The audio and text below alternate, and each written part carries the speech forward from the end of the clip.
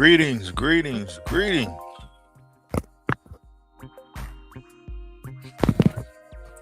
God bless you.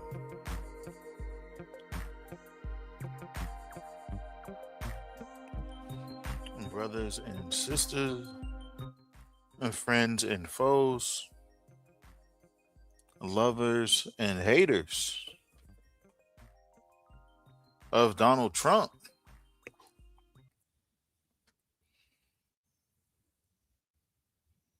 I would say, good evening, good night, good morning, whatever it may be to each and every one of you who are out there seeking the truth. Certainly, we want to welcome you back to the TNT News Network. We are live, unfiltered front row to the U.S.-Iran war. We've been covering this since before it began, hopes that it did not begin, and now here we are in the middle, still hopes and prayers that it may end soon. I'm your host, TNT News from Holiness After Hours, and after many, many weeks of President Trump's deadlines, strikes, threats of wiping out civilizations, curse words, things of that nature, we now have what's called a fragile ceasefire. But of course, the big question of the night, the big question on everybody's mind, honestly, is the Strait of Hormuz open? And there's a lot of stuff that was being said by President Trump.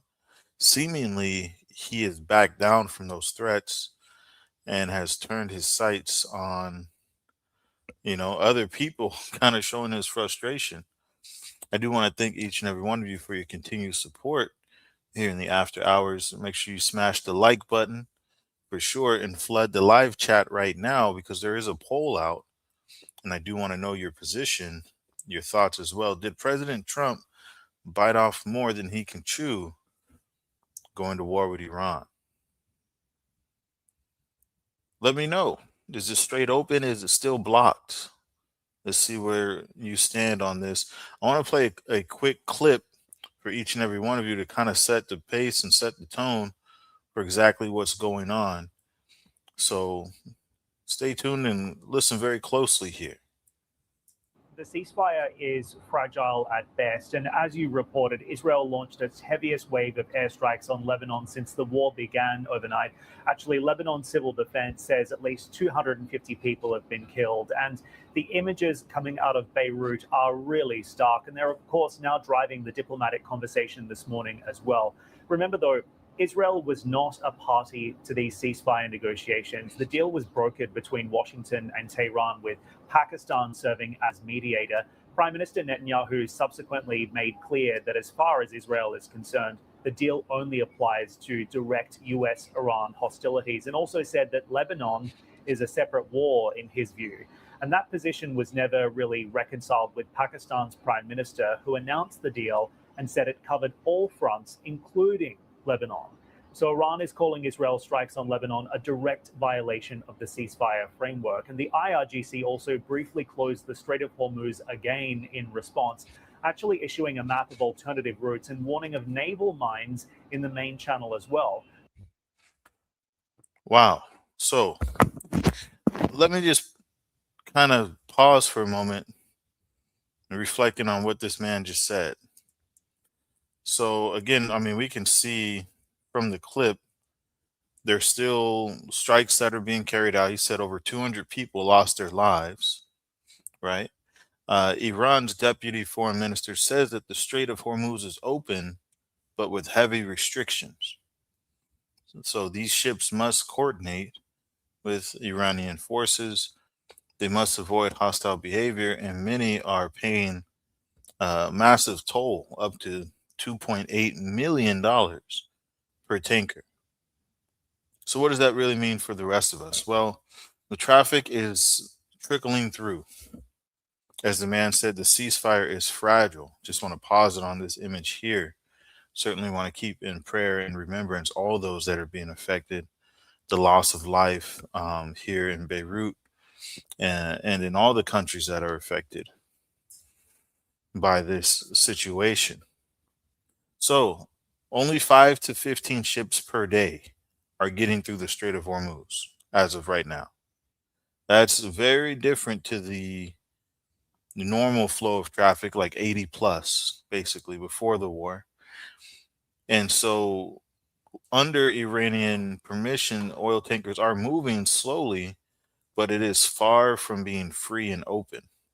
As you just heard, Iran has closed it again at times in response to some of the strikes from Israel on Lebanon. And the ceasefire is fragile. President Trump is showing a lot of frustration.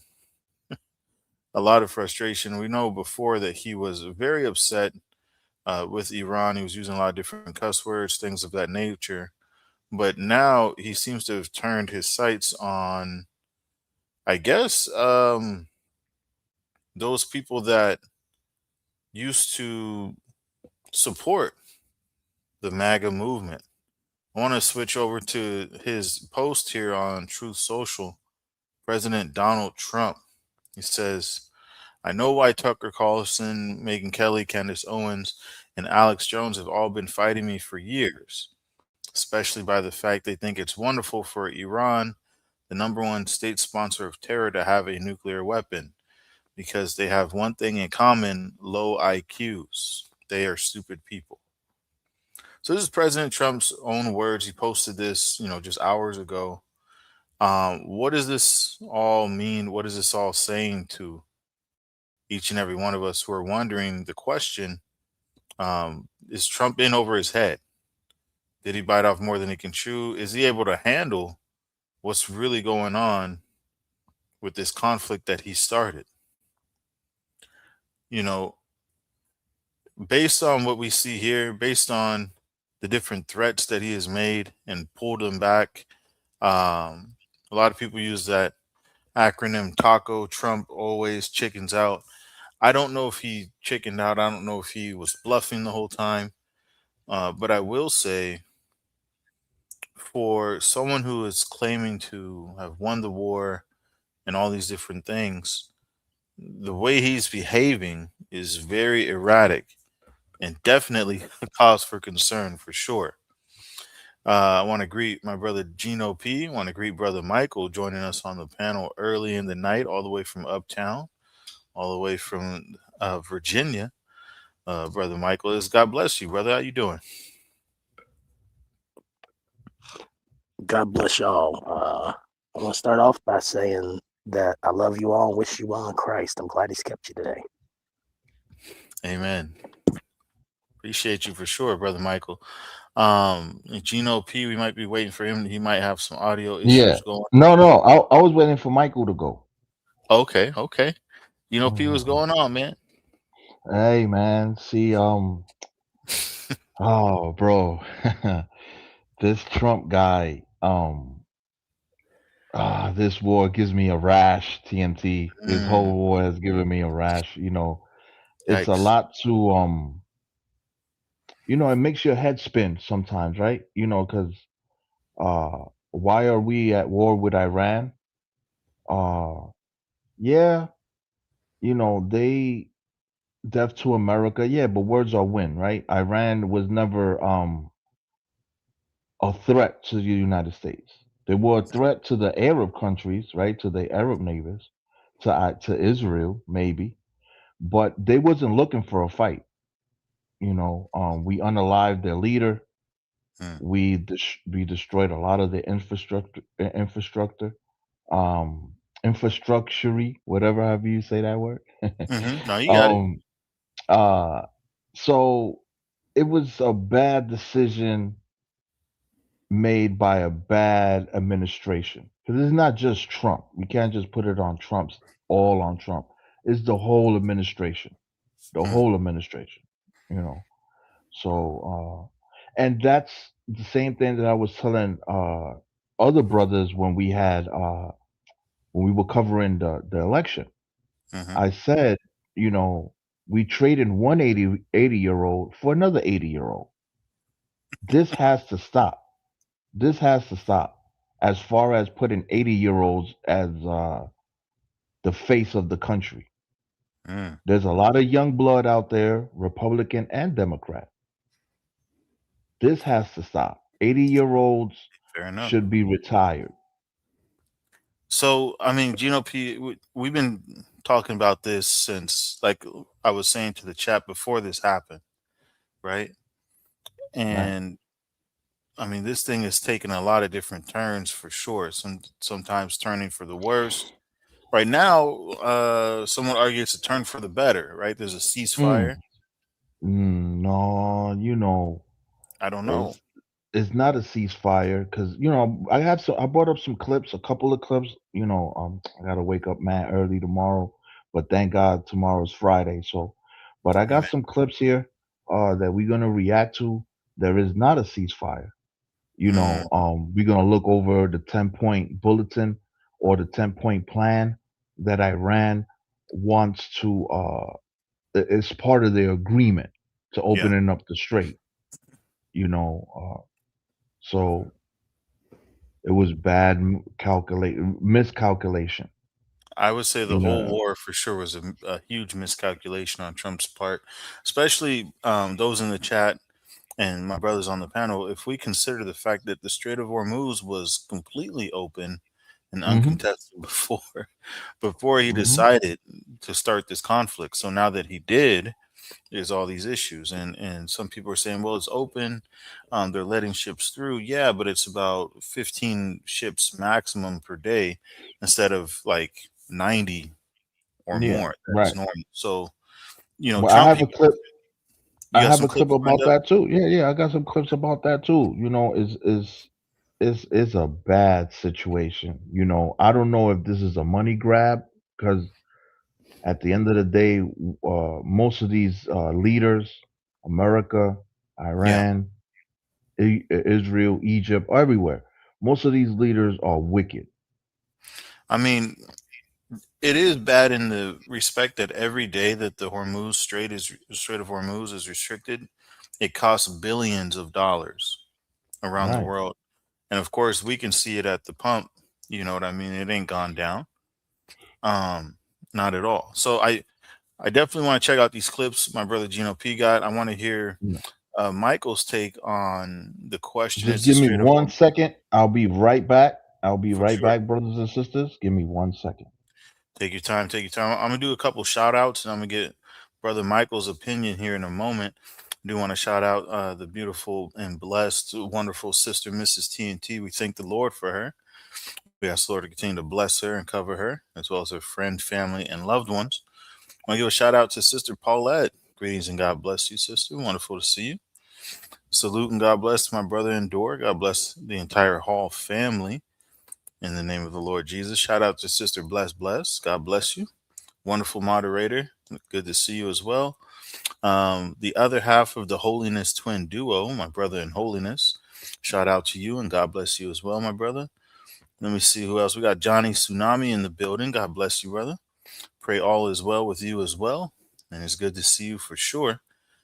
Let me see here. Scrolling on down. I know I've seen some names, but I want to try to get them all in order if I can. Shout out to my sister Dawn Borland. Certainly, we're gonna keep you in prayer, sister, for your sinuses. But we are happy to have you here for sure. Shout out to Mother Mercy Carr. We thank the Lord for her. Always wonderful to see her as well. One of our wonderful channel moderators, brother in holiness. He says TNT, he was bluffing the whole time. Then got knocked out like Holyfield in the second round. Oh man, he said Trump got baby hands, no fighting him, just devil. We're gonna talk about that. I mean, this he had some pretty harsh language. I mean, once you put things out on the internet, and Trump should know this, of course, it doesn't go away. So all those different threats, all those different deadlines, all those different posts that he was putting out about wiping out civilizations and all this stuff, calling names and the desperation, that stuff is still there. We're going to take a look at that in just a moment to see the stark difference now between that and a ceasefire. But definitely, it seems like he was bluffing, as my brother said, for sure. Let me scroll down here and see some more of these comments. Sister Paulette Said she got her coffee. It's getting cold. My apologies, sister. Throw that in the microwave. You'll be all right. You know. Let me see here. Let me see here. Patrick T in the building said, "How can a five-time draft dodger have the stomach for war?" Hmm. That's an interesting comment, Patrick T. Uh, oftentimes I guess it does seem as though those who don't go to war often um end up causing some of the wars. Michael, what are your thoughts on what's going on here? Is the Strait of Hormuz open? First off, if I'm not mistaken, Hmm. Bill Clinton was also a draft dodger. Uh, and I Hey, think there was another president. I'm sure that there was another president, if I'm I'm not sure. mistaken. There's three. Yeah, because I think not even when it comes to the presidency or whatever, even when you look at Hollywood or whatever, there's always a setting, like, for instance, like Adam Sandler and Rob Schneider and all them, they're all like born around the same time. And then you Mm, got like Jack Nicholson and his friends, they were all born around the same time and they kind of hang out together. So um, Trump isn't the only draft dodger that's been president, just just so everybody would know. hey, it is what it is. I don't disagree with you at all. And Sure. I It appreciate you don't make laying it the any facts out. well, it also don't make it any better either. But Right. also, no, obviously the strait's not open. Mm, uh, wow. Now to ask if he was bluffing or not, I'm not sure if he was bluffing or if he just misunderstands what he's allowed to do and get away with. Because he could have meant it, but once people started telling him the various effects it might have and public backlash and whatever else, he Yeah. could have decided. But also, he could have been bluffing. So I really don't know. Well, Um, they said that, not to cut you off, Michael, but they said that President Trump has been known to bluff. And so, they say, oh, he's a deal maker, he's strategic, he plays 4D chess and all this other stuff. So, he very well could have been trying to bluff them into doing what he wanted them to do, right? But of course, it also could have been, like you said, the legal aspect of it, constitutional aspect of it. There were a lot of war crimes talk from a lot of, legal folks that are looking at what he was saying and how he was saying it. And some of that may have changed his mind. Who knows? well, and also, the way our allies would look at us would probably change as well. That's a good point. I'm glad you bring that up. Because we can get right back in the chat. But speaking of allies, Brother Michael and Gino P. Trump Hmm. posted that Iran is doing a very poor job of honoring the agreement and allowing oil to flow freely. Now, we saw there was a couple of different press releases from the White House, or press briefings, if you will. And in that, of course, they talk very differently and saying, hey, the ceasefire is only on if the strait is absolutely and unequivocally open. But obviously, we see that's not the case. So, he's asking for NATO allies. Trump is asking for help to secure the strait. He's demanding immediate, safe, and unrestricted passage. So I agree with Michael and Gino P that the Strait of Hormuz is not open. So then that begs the question: um, do we really have a ceasefire, or did Trump just is he trying to kind of persuade them to negotiate with him because there's nothing he can do at the Strait of Hormuz? Well, the Strait of Hormuz closed, and I have the clip why it closed. Strait of Right, right. Hormuz closed because uh, there was a 10-point, you want to call it a PowerPoint or a 10-point proposal from Iran. And it had a lot of demands, but one of those demands was uh, it was for Israel to stop its attack on Lebanon, which is Hezbollah, right? Hezbollah is a is a proxy of Mm. Iran, and that was part of the agreement, and Israel was not following that part. So it was because of Israel that the Strait of Hormuz got closed again.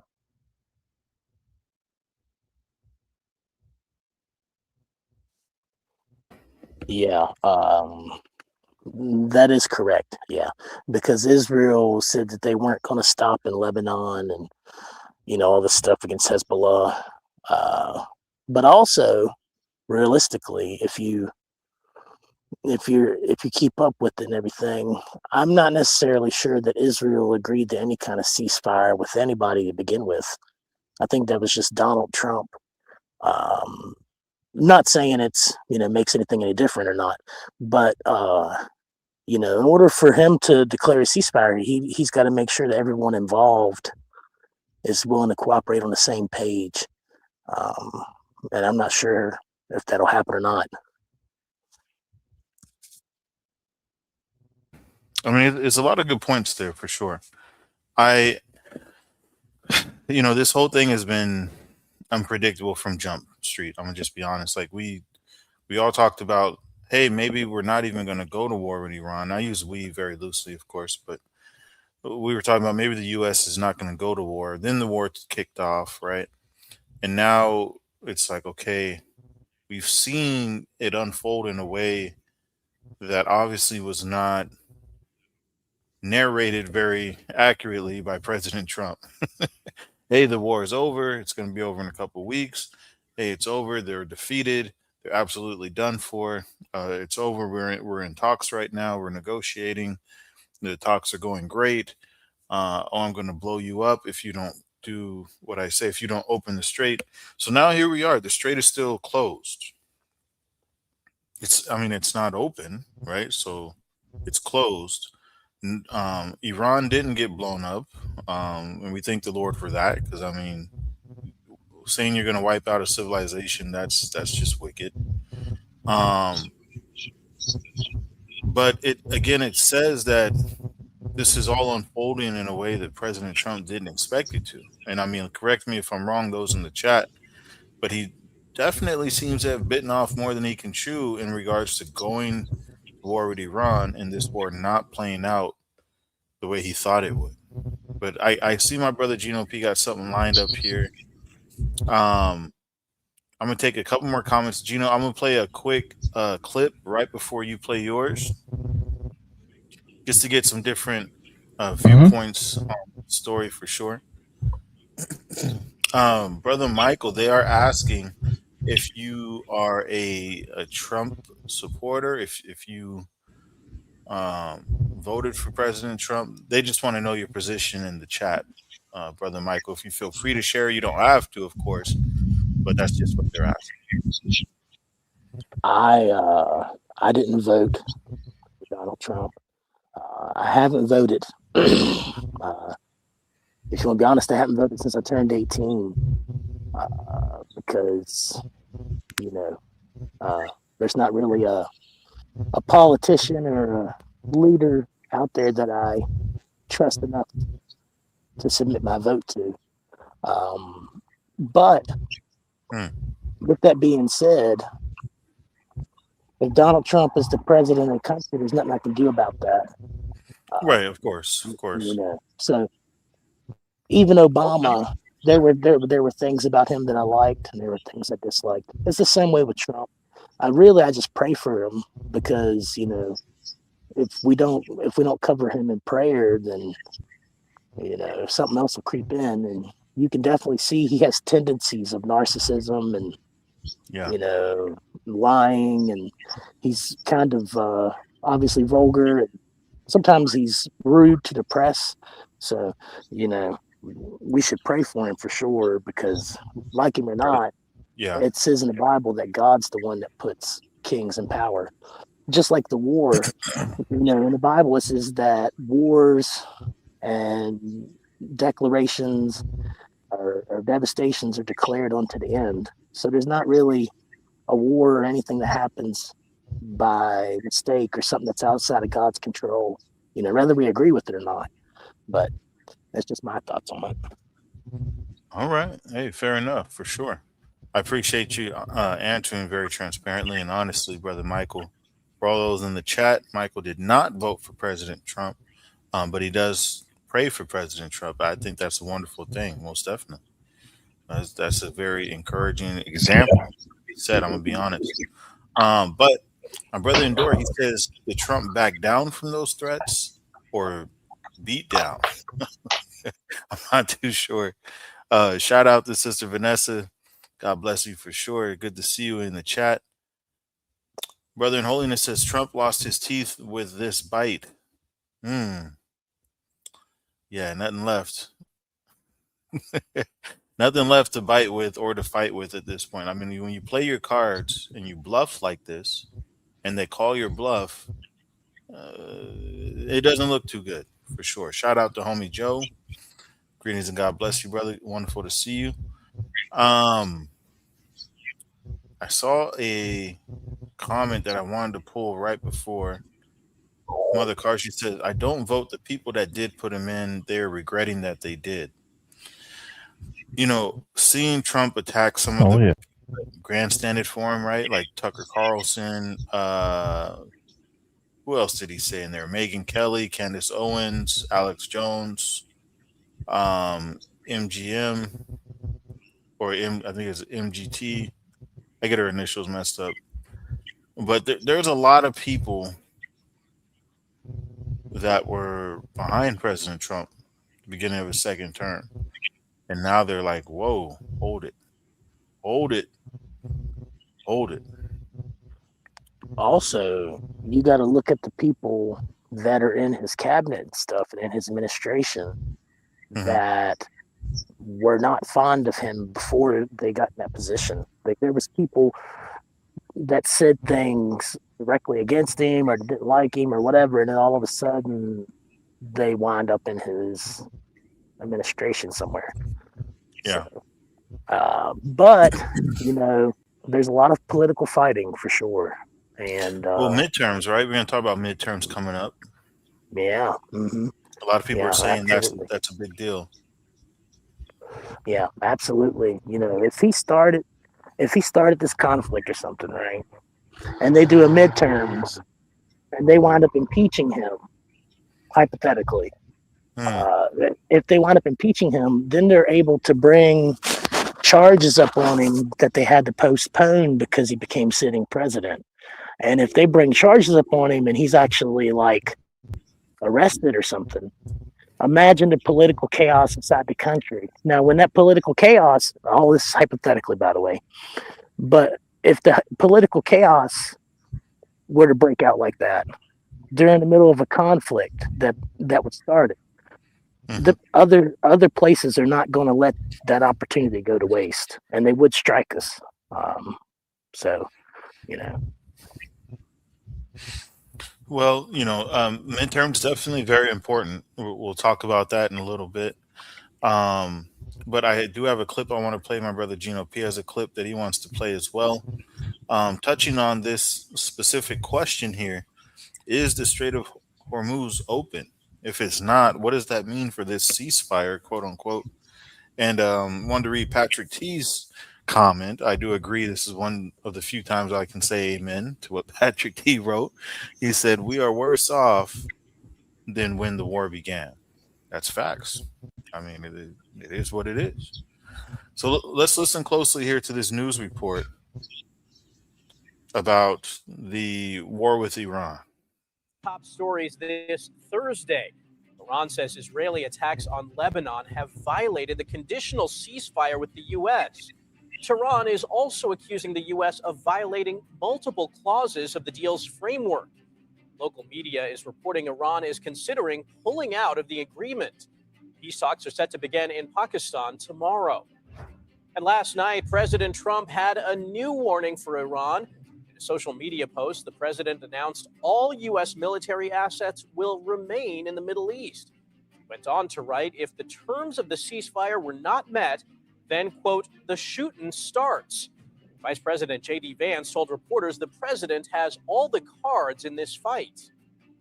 If Iran wants to let this negotiation fall apart in a conflict where they were getting hammered over Lebanon, which has nothing to do with them and which the United States never once said was part of the ceasefire, that's ultimately their choice. We think that would be dumb, but that's their choice. And Iranian media outlets are reporting that Tehran is suspending tanker traffic through the Strait of Hormuz. White House says President Trump is aware of those reports, but says they're false. Despite the ceasefire deal, very few vessels have actually passed through the waterway.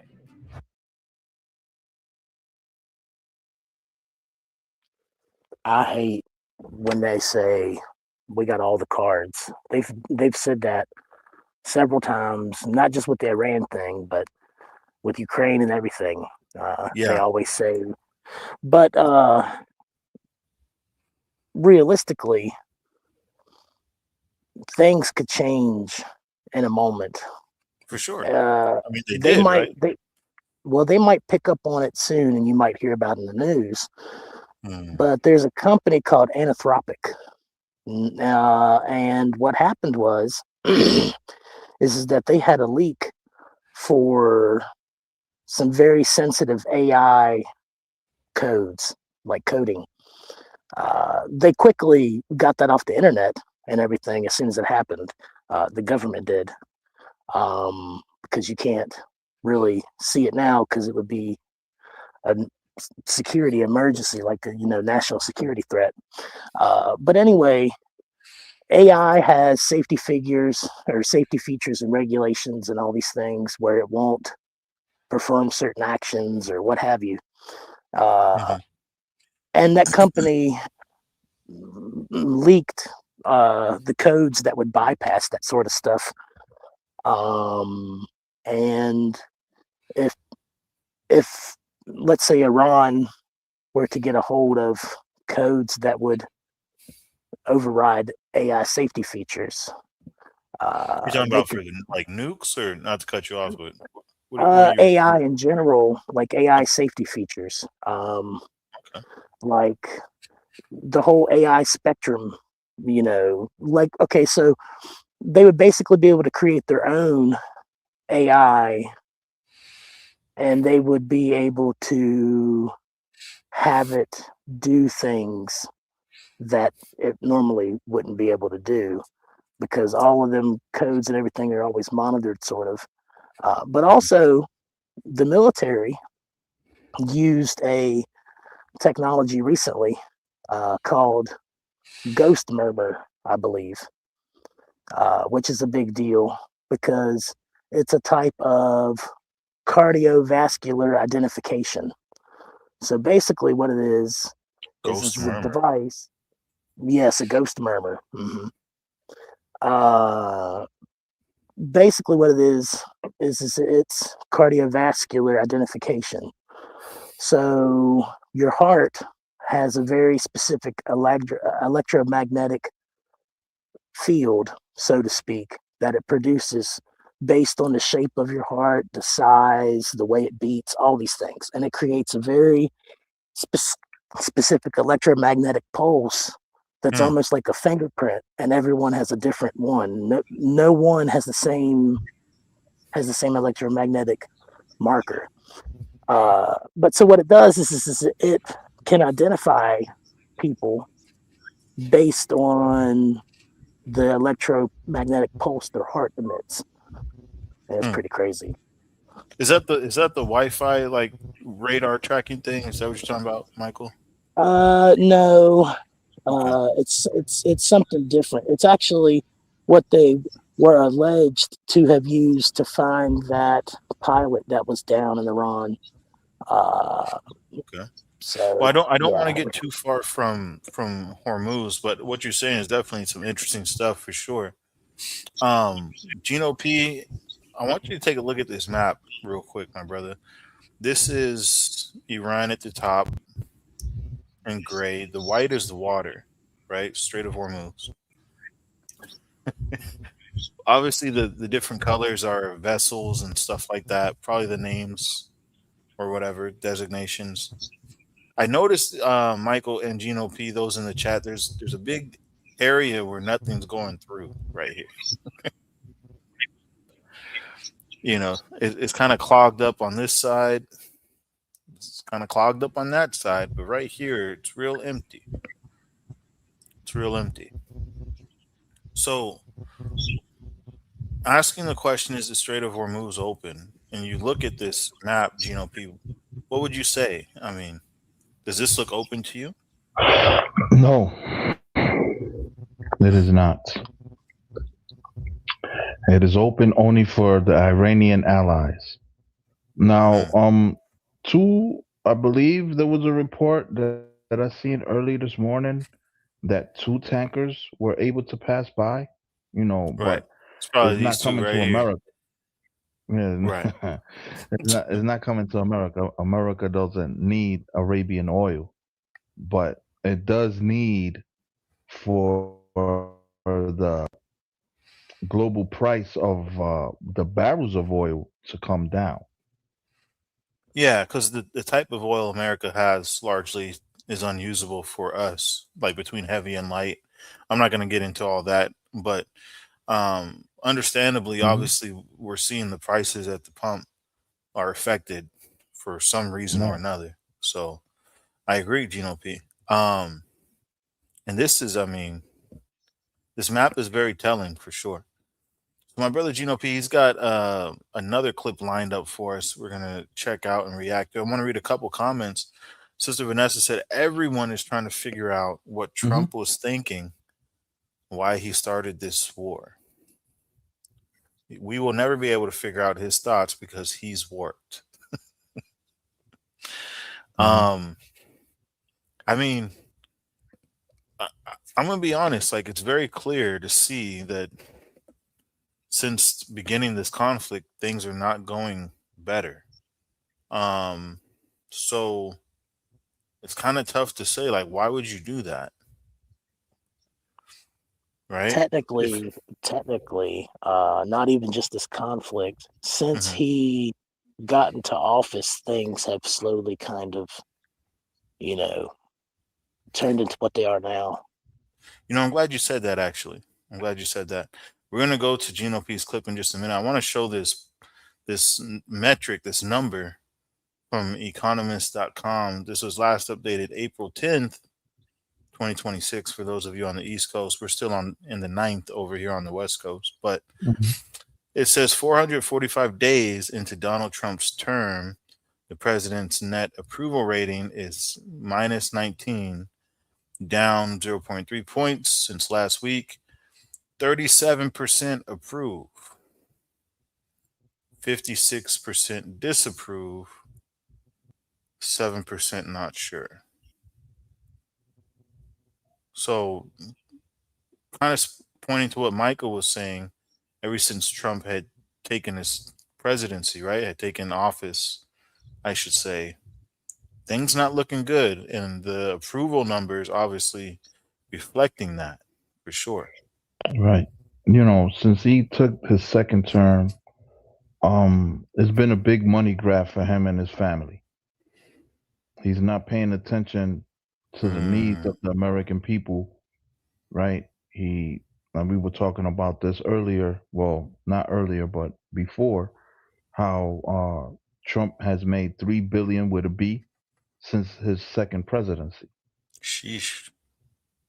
Secret deals with the Arabian crown prince, secret deals with the Emirates over there Yeah, a lot of deals for and sure. Like especially with And Israel's Arabia. as well. Yeah, Uh, you to know, turn it into like a resort, right? The so Middle East into a right, yeah. resort. So it's been a big money grab for him. Yeah, Now, this is not good. the thing, this is the thing. 37% approve. Nah, this is the thing. And I hear the Republicans. Well, Iran, 47 years, shouting death to America. They shouldn't have a nuclear weapon. because they're our enemy. Newsflash: Russia is our enemy. They have a bunch. Why we ain't starting nothing with them? Hmm. Well, we talked about that too, Gino P. No. Yeah, North Korea, we talked about that America. prior to the beginning of the war. Yeah. Yeah, North Korea. They got joints. I'm glad you So actually. this Go ahead. no, but they use this rhetoric and people run with it. It Hmm. sounds good, right? So they've been our enemy for 47 years and they can't have a nuclear weapon and death to America and all that stuff, and people will get triggered by that. But there's a bunch of American enemies that have nuclear weapons. I believe China has some too. I'm not 100% sure.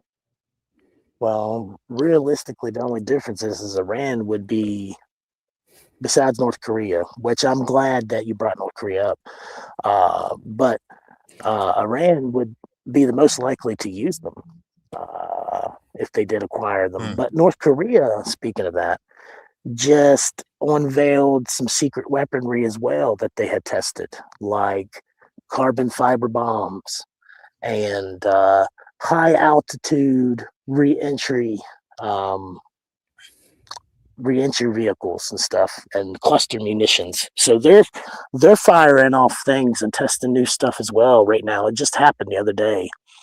Mhm. Um, For sure. but Iran would, because they look peaceable, because they're masters of propaganda, similar to the U.S. and Russia too, actually, and China. So a lot of them, they're all kind of masters at propaganda. But if you want to know the truth, you look at whatever they produce. Um, so when you look at Hezbollah and the Houthis and Hamas and this and that, you think about Boko Haram, and that's in Nigeria where they're killing Christians.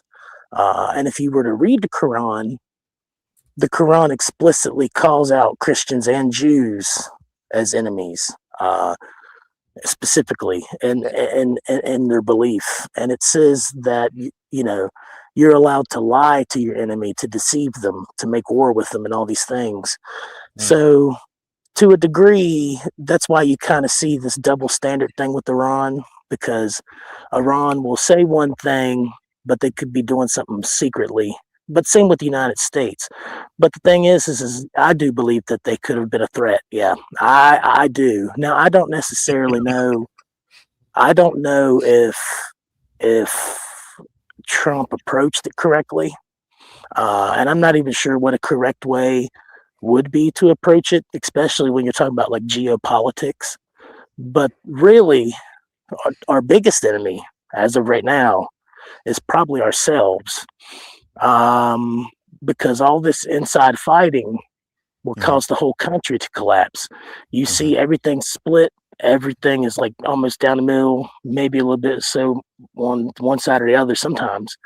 But you bring up Trump, Obama, or any political figure, and automatically you see a side of people that is a little bit different than how they normally are, you know. Sure. So Sure. I, I feel like we need to start following Jesus Christ again and not politics. Yeah, but these politicians, they don't want nothing to know about Jesus Christ. No, they don't. No, but neither did Nebuchadnezzar. But Daniel still submitted himself to that kingdom and to that king. And he was a cabinet member in that king's council, if you remember. So even if somebody doesn't want to know about Jesus Christ or whatever, the Bible says that God will change whomever's heart he wants for your benefit. So if we were to pray and this and that, maybe Trump would have a change of heart. And I pray that he does, because if he Mm. doesn't, you see where it's going to go. That's for sure. Well, the majority of we got to be careful what we say on YouTube, right? But the majority of the American politics, most of them are part of secret sororities. secret societies, the majority of them that don't want nothing to do with Jesus Christ. On the contrary, they want to push the agenda of the Antichrist. But that's a whole other can of worms that's not the topic for today. But a lot of these men are wicked. Mm-hmm. A lot of these men are satanic, Mm. and they are part of secret organizations. But again, we got to be careful what we say on YouTube. Yeah, I mean, we'll definitely, if it's Lord's will, have an episode touching on some of these shadow organizations that are no longer, they're secret, but they're not a secret. You know what I mean? Hmm. But I do want to touch on, um, someone mentioned propaganda. I think that was Brother Michael. He said Iran was a masters of propaganda along with Russia and the U.S. If you take a look at this picture here, this was shared by an Iranian embassy, right? It's a cartoon, satirical or whatnot, but it shows President Trump's neck stuck in the Strait of Hormuz. Mm. So, you know, very telling that they're very much aware of how important the Strait of Hormuz is to President Trump and how he views progress with this conflict, because that is a very, I mean, he can't get past that part. It's not that he can't go through the strait. It's just that's the part where you can say, hey, I can bomb them. I've taken out their navy, this and that. But then the conversation will always come back to, well, what about the Strait of Hormuz? Well, this is reap what you sow, right? You reap Mm, what you sow. Um, and we have to go way back. History best qualified, right, to do all research. And 1950s, after World War II, Iran had elected their own person to run the country. America went in there and put in their own puppet, which was, the Shah of Iran, the king of Iran, the Shah for them, but in English is the king of Iran. mm, And America took advantage of having a puppet in Iran, and they took advantage touching the oil, and that's what caused the Ayatollah, the first Ayatollah, to rise up because of mm. the American abuse in their country. Well, the Manchurian candidates and stuff like that. That's not a unknown tactic for America, right? Or in certain countries to use for sure. Um, I want to get to my brother Gino P's clip for sure. I want to take a couple of these comments. A lot of people saying Trump is playing 3D, 4D chess, outsmarting Mm-mm, everyone in the mm-mm, game. Sister nah, Dawn says, if Trump plays chess, then I'm the Queen of England. right? Yeah, no, no, no. Yeah, Um, I agree with that. You should never just wholeheartedly endorse everything someone does. I agree. I think that's where a lot of people that voted for Trump 3 times, right? They are now feeling remorseful or whatnot because they were like, oh, he's not them, so I'm going to back him. And now we see what he's doing, and it doesn't Well, make a lot of sense to anybody. well, in his first, when he ran his first campaign, and I've said this before on this panel, on this platform, um, I was very optimistic Hmm. when he ran the first A lot of time. people were, right? For sure. You know, I said, okay, he's not known to He's be not them. part, right? He's not known, right, to be part of no secret sorority, secret society. Uh, I thought maybe he could have been a Jesuit, but maybe not. But he was saying a lot of good stuff, Hmm. like he wanted to drain the swamp and go into Washington D.C. and and go against these neocons. And he was saying a lot of good stuff, and it brought people like Alex Jones and Roger Stone, Oh, they were and championing him big time. they were championing him. Now, mind you, these were men that were teaching the public on how crooked Washington was, and if you even get a chance to become president, by the time you and your campaign, you already muddied yourself, right, with lobbyists. Hmm. So when I hear, I heard people like Roger Stone, Alex Jones champion him, I said, okay, maybe, but it was all a lie. He was part of them. He was part of them. He was part of them. He was going to them Epstein parties. He was doing all kinds of stuff with them. I mean, there's a lot of stuff came out for sure. Realistically, it wouldn't surprise me if Alex Jones wasn't one of them as well, because when it comes to like psychological stuff and um, let's Controlled say opposition type let's stuff. say intelligence, because if you create a narrative, you also want to create a counter narrative that fights it to get people riled up for it. Right. So but yeah, no, JFK, that was one of the greatest warnings he had.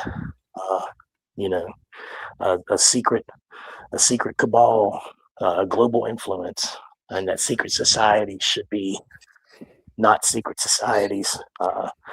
But you seen what happened to him. Yeah. Pat T, shout out to him, says Trump thought because they let him get away with the B-2 bombers that bombed Iran a few months ago that they were going to let him get away with this, but he was wrong about it. Brother Endora, shout out to him. He says the crazy part is someone will come more wicked than Trump, and one day we'll wish for someone less wicked. Wow. Pat T says the shame is on us. We let a dementia-ridden 80-year-old man lead us into a war when he dodged war 5 times. But we had an 80-year-old dementia one before him. Facts. Endora says it seems like Iran has got everything they demanded in order to open up. It seems like America is reporting fake news to make themselves look good. This ain't just affecting America. That's for sure. Someone had posted $4 at the pump. Now, where I live, $4 at the pump would be wonderful, but we're really looking at $6 at the pump, and I'm just being honest.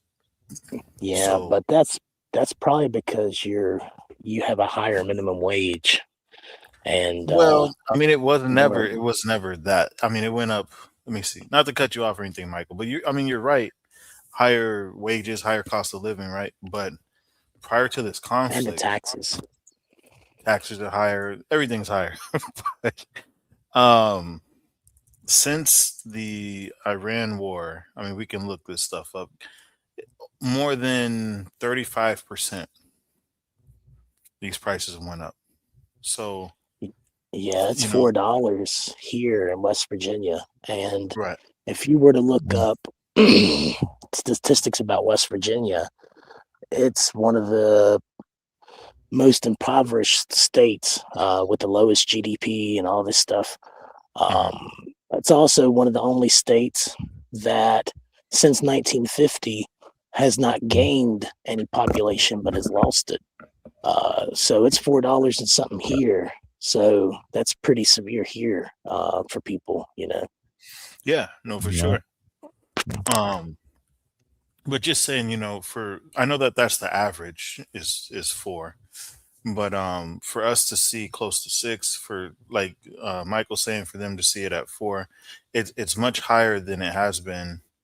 Not to say it was getting any cheaper, but it didn't need to go any higher. I mean, You know what I'm saying? So it definitely went the wrong direction, especially when, of course, one of Trump's main things was that he was going to bring down inflation and right the different gas prices, things of this nature. Where the opposite has happened. However, Right. you know, it is what it is when we look at this conflict. But Gino P, I've held you long enough, my brother. What is this you got lined up for us? Well, we're gonna see a clip of what caused the Strait of Hormuz getting closed this morning, um, and we're gonna hear from the MAGA, I believe 4 or 5 top MAGA podcasters, and their reaction to what's going on. Now, viewer discretion is advised. Megan Kelly says the shit word. I don't know if you want to block that out, but that yeah, just viewer discretion.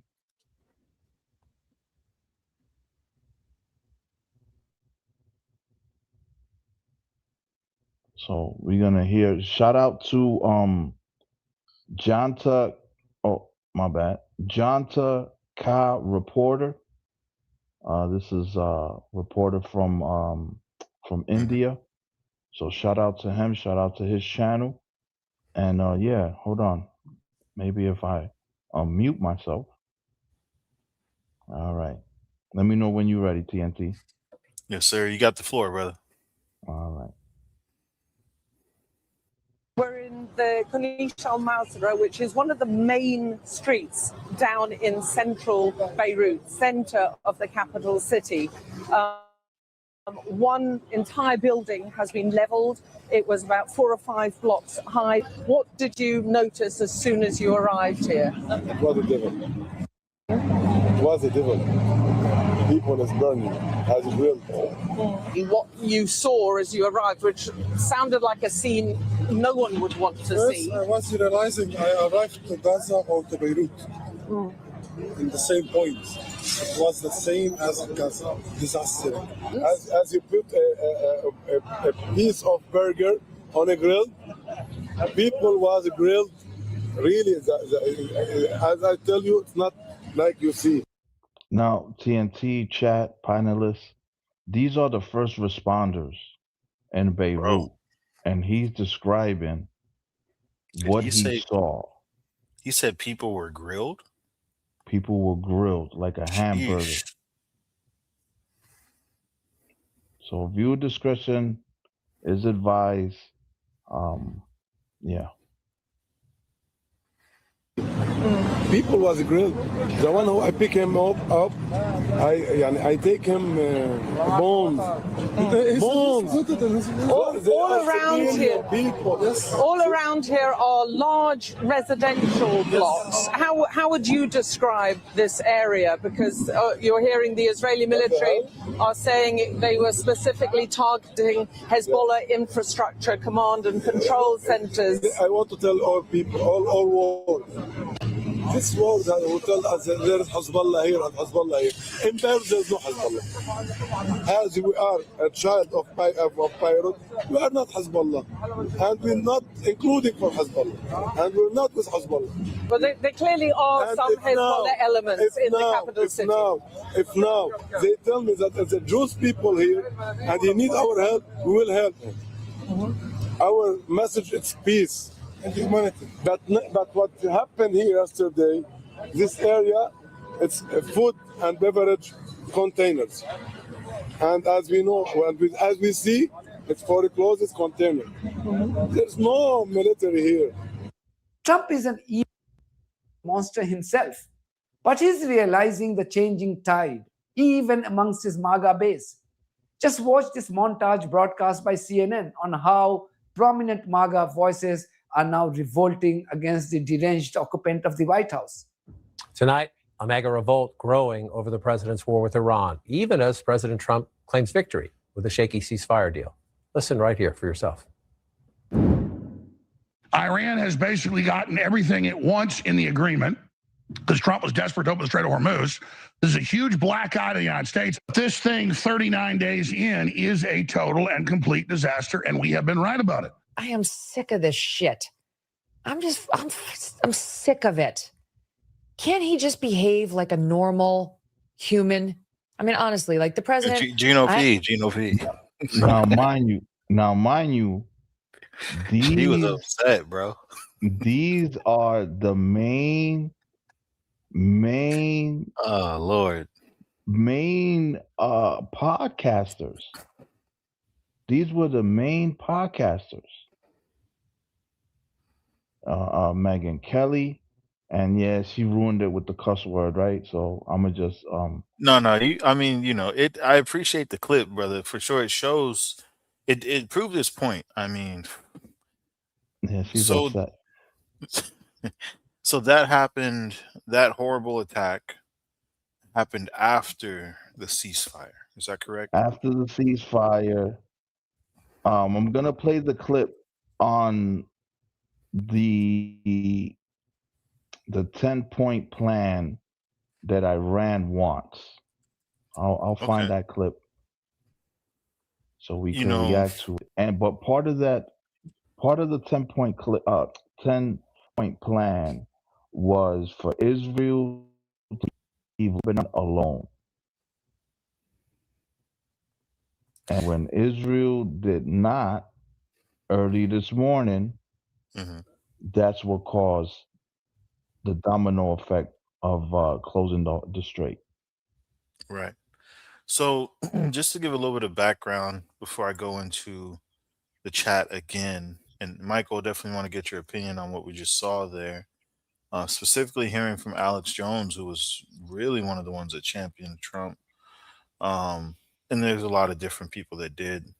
But if we look at the background on April 7th and 8th, right, just a couple days ago, Trump announced a 2-week ceasefire, and the condition was that Iran must reopen the strait.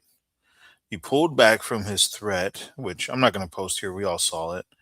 Was, kind of laced with profanities and vulgar language, insults, stuff like that. It sounded like a madman. I'm going to be honest. He sounded like someone that had lost his composure and was really unpredictable at that point. But so the reality, though, is that this ceasefire is very messy, not just from what we saw, but we know that it's not a full reopening. It might be open just in name, like they might be saying, oh, it's open, but it would have been open if Israel would have not done that this morning. Well, I mean, that the strikes outside the ceasefire terms, right, is what they're calling it, on Lebanon. They gave Iran an excuse to tighten the grip. Now, Trump is saying that any continued closure is completely unacceptable, but it's not open. It's not a full reopening. So, in my opinion, Iran is testing how much Trump and his administration will accept during this 2-week window, knowing they've got him backed into a corner, right? Like when you see that you've got their number and it's like, oh, they really can't stop me when I do this. Now they're applying the pressure because they've turned the strait into a toll booth, and they're leveraging that tool to where we have to ask the question, is Trump being played, or is this the best that he can do, given the fact that they've still failed to secure the Strait of Hormuz, despite over 13,000 targets being hit by missiles and other stuff during this conflict. So, Michael, let me hear your thoughts on what we just saw there. I mean, obviously, it's horrible. Prayers for everyone involved, for sure. Knowing that happened and over 200 people lost their lives because of the strike from Israel. What do you see the Strait of Hormuz being open at? I see them doubling down because they've already got control over it. first Yeah. off. Second off, they do kind of have a pretty significant upper hand in the fact of economically, politically, and public opinion.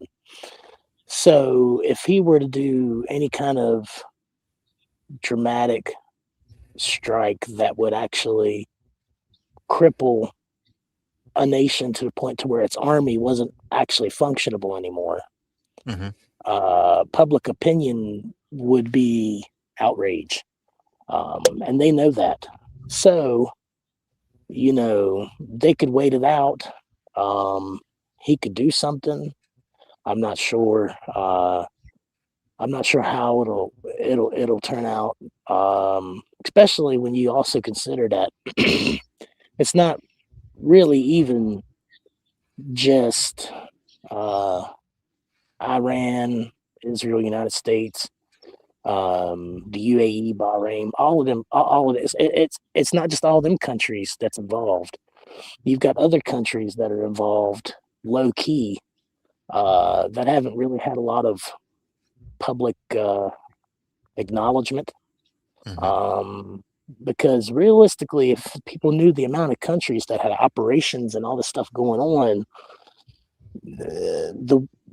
a serious war would be more visible for people to understand, and that would probably cause people to freak out in a global panic. Well, you said it best, Michael, not to cut you off, but you said that, you know, us as Americans, we've been shielded, maybe sheltered from the real effects of conflict, the way that other countries, such as obviously Iran, Lebanon, who have lost hundreds, if not thousands, in Iran, in regards to life and civilians and how they're affected. I mean, the first responder, Gino P, in the video is a good insight. Of course, we're in the information age, so it's hard to hide this type of stuff. But he said that it looked like Gaza, and we know Gaza was, I mean, it turned to rubble. So, yeah, I agree with what you're saying, Michael, is that it would be hard for a lot of people to truly stomach if we had to feel the conflict first and foremost like those other countries are feeling it. And again, prayers to all those involved. You know, the art of war dictates, you know, from the philosopher, the war strategist Sun Tzu, that the art of war dictates this. America is, you know, it's gonna have to decapitate Iran. But so that with, I don't disagree with what you're saying. If they want to win, right, they have to take them out completely. But what Michael brought up also is a good point. The Strait of Hormuz is Iran's trump card. No pun intended. But I mean, agree. that's their biggest like leverage point. So they're not going to give that up, right? That's the only, I'm not going to say the only thing, but it seems like the only thing President Trump really cares about at this point, regardless of all the people that he's taken out, all the targets that have been struck. Strait of Hormuz is really the biggest thing, the most significant thing Trump cares about. And that's what Iran still holds control over. It could be taken, though. It could be taken, but so here's the real question, right? At what cost? At Well, what there- cost big- would it be taken? A big cost. There's a cost, but can it really be taken though? I have to ask that Yeah. question because if it could be taken, why isn't it taken? Because of Well, you know, the elections that are coming up, the midterms. Hmm. Because it's gonna cost. It's gonna cost, and it's gonna be a cost in blood. That's what's gonna be the cost. Blood. realistically, they could actually implement weapons that would have ended this instantly, technically, but they couldn't do that unless they declassified certain things. But the problem is that it's kind of like the atomic bomb when they used it on Hiroshima and Nagasaki. Once people found out, there was a huge outrage because nobody else had it, and everybody, basically kind of scrounged to get it. So they could have used technology and all these things that are sensitive at best. Like hypothetically, Trump you doesn't don't want to need. get dirty. Trump doesn't want to get dirty. All he Yeah. had, and sometimes in war, right? I want peace, but I'm just looking at it as right, military strategy, right? I'm looking at it from both sides. What would I do if I had Trump's ear? I would destroy Cargill, destroy it completely, Well, destroy their oil, destroy everything. I'm so if talking we about look at the warmongery, Moab, warmongery. On some warmongery, put on my Genghis Khan hat, and we out. But well, it's I mean, gonna so cost. they have the means to do it, right? Like Moab's, which is massive ordnance air blast. It's the largest non-nuclear bomb that the U.S. has in the Yeah, arsenal. shock and awe. No. Shock and awe campaign. You said not enough, Well, Michael? no, that's known of. Because technically, you don't even really need a bomb that produces a physical fiery explosion to do significant damage. So a hypothetical would be like a sonic boom or a bomb that when it detonated, it would just send out, let's say, a severe electromagnetic pulse, and it could stop the heart of everybody within a 5-mile radius of it or something. Yeah, it's all hypothetical. But what I'm saying is that you don't need bombs that blow up and mangle people physically to do significant damage, because you got biological chemical weapons, you got other various methods. You got drone work, not even just drone, but humanoid robots, basically. Some countries have developed them, and the Ukraine has developed things that pretty much zap drones out of the air, and it's almost like a security net type thing, and it's a very small device that fits in the trunk of a car. But anyway, aside from all that, I'm not sure that Trump would. I know he would say maybe he might do something with Carg Island, but that's Carg another one Island. that you have to argue. Can they really take that? Well, I'm not sure. Bomb it. All they have to do is bomb it. Yeah, but they wouldn't be taking it. Yeah, that's what I was going to say. That's not taking it. That's what Trump was threatening. Right, yes, but that's not. It would be a war crime. It would be a war crime.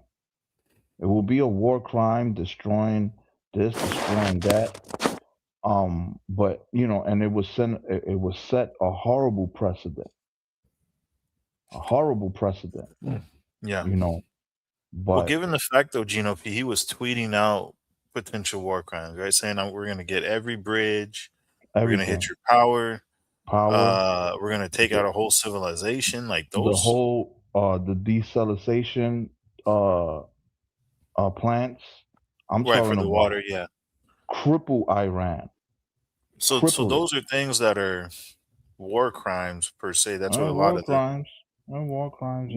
Well, technically, Iran has already hit desalination plants That's in the true. Gulf Arab states. So that's a war Yeah. crime within itself as well. And they actually did it. I mean, Trump threatens a lot of stuff, but I don't think he's well. I can't say that he might It's not have, hard to but to say, my right? knowledge, right. But also, Iran uses cluster missiles, which also is a war crime. Yeah, but Iran don't want it with the United States. They just talking. They talking behind a brick wall, and that brick wall is the Strait of Hormuz. But Well, once you also their talk, mountains. Well, so Patrick T had said something real interesting as well, and I agree with what both you saying, Gino P and Mike. I'm just looking at it, playing devil's advocate, right? Playing devil's advocate. Me personally, Gino P, I don't want that to happen. No, for But just sure, for sure. playing devil's advocate, if I was in Trump's ear, this is what we have to do. We can't leave this wounded beast licking his If wound. they withdraw, Iran is already saying that they won. They're already claiming victory because Trump didn't follow through on his many threats. So if he were to withdraw Gino P, I mean, Yeah, you can't leave a wounded beast like Iran alive. yikes. Well, I'm You actually can make peace with them or destroy them.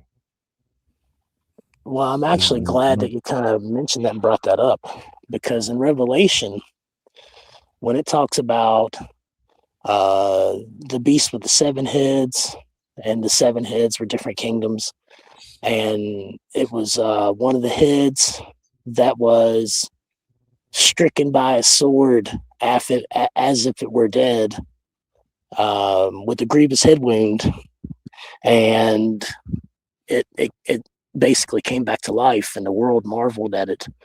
I'm not saying it is, but technically that could be an Iran thing, because if something does happen and they cripple it, and it immediately springs back to life, even though it looks severely crippled, it would be a very miraculous thing for a lot of people.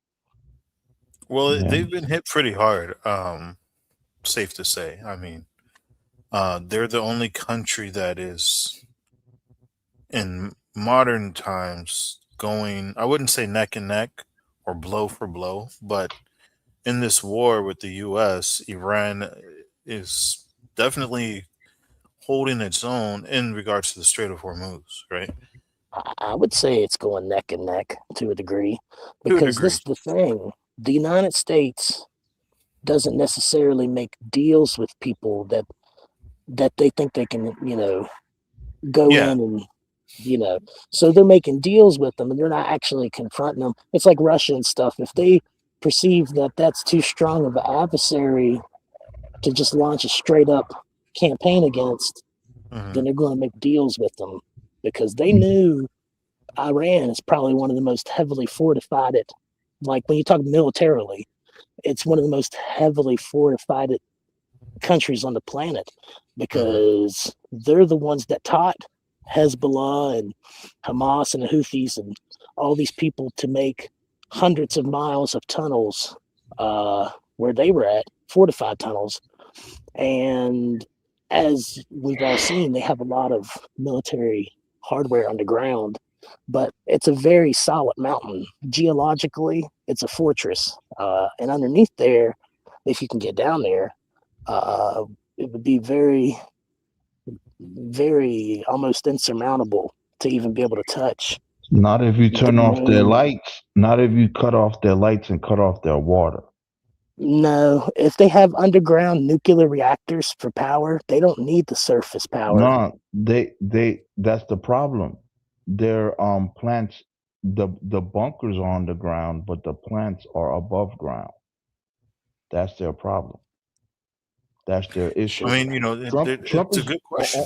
only thing is that Trump is a chicken. He always chickens out. But if he wasn't a chicken, man, you cut their light off and you cut their water off. Yeah, all Yikes. right.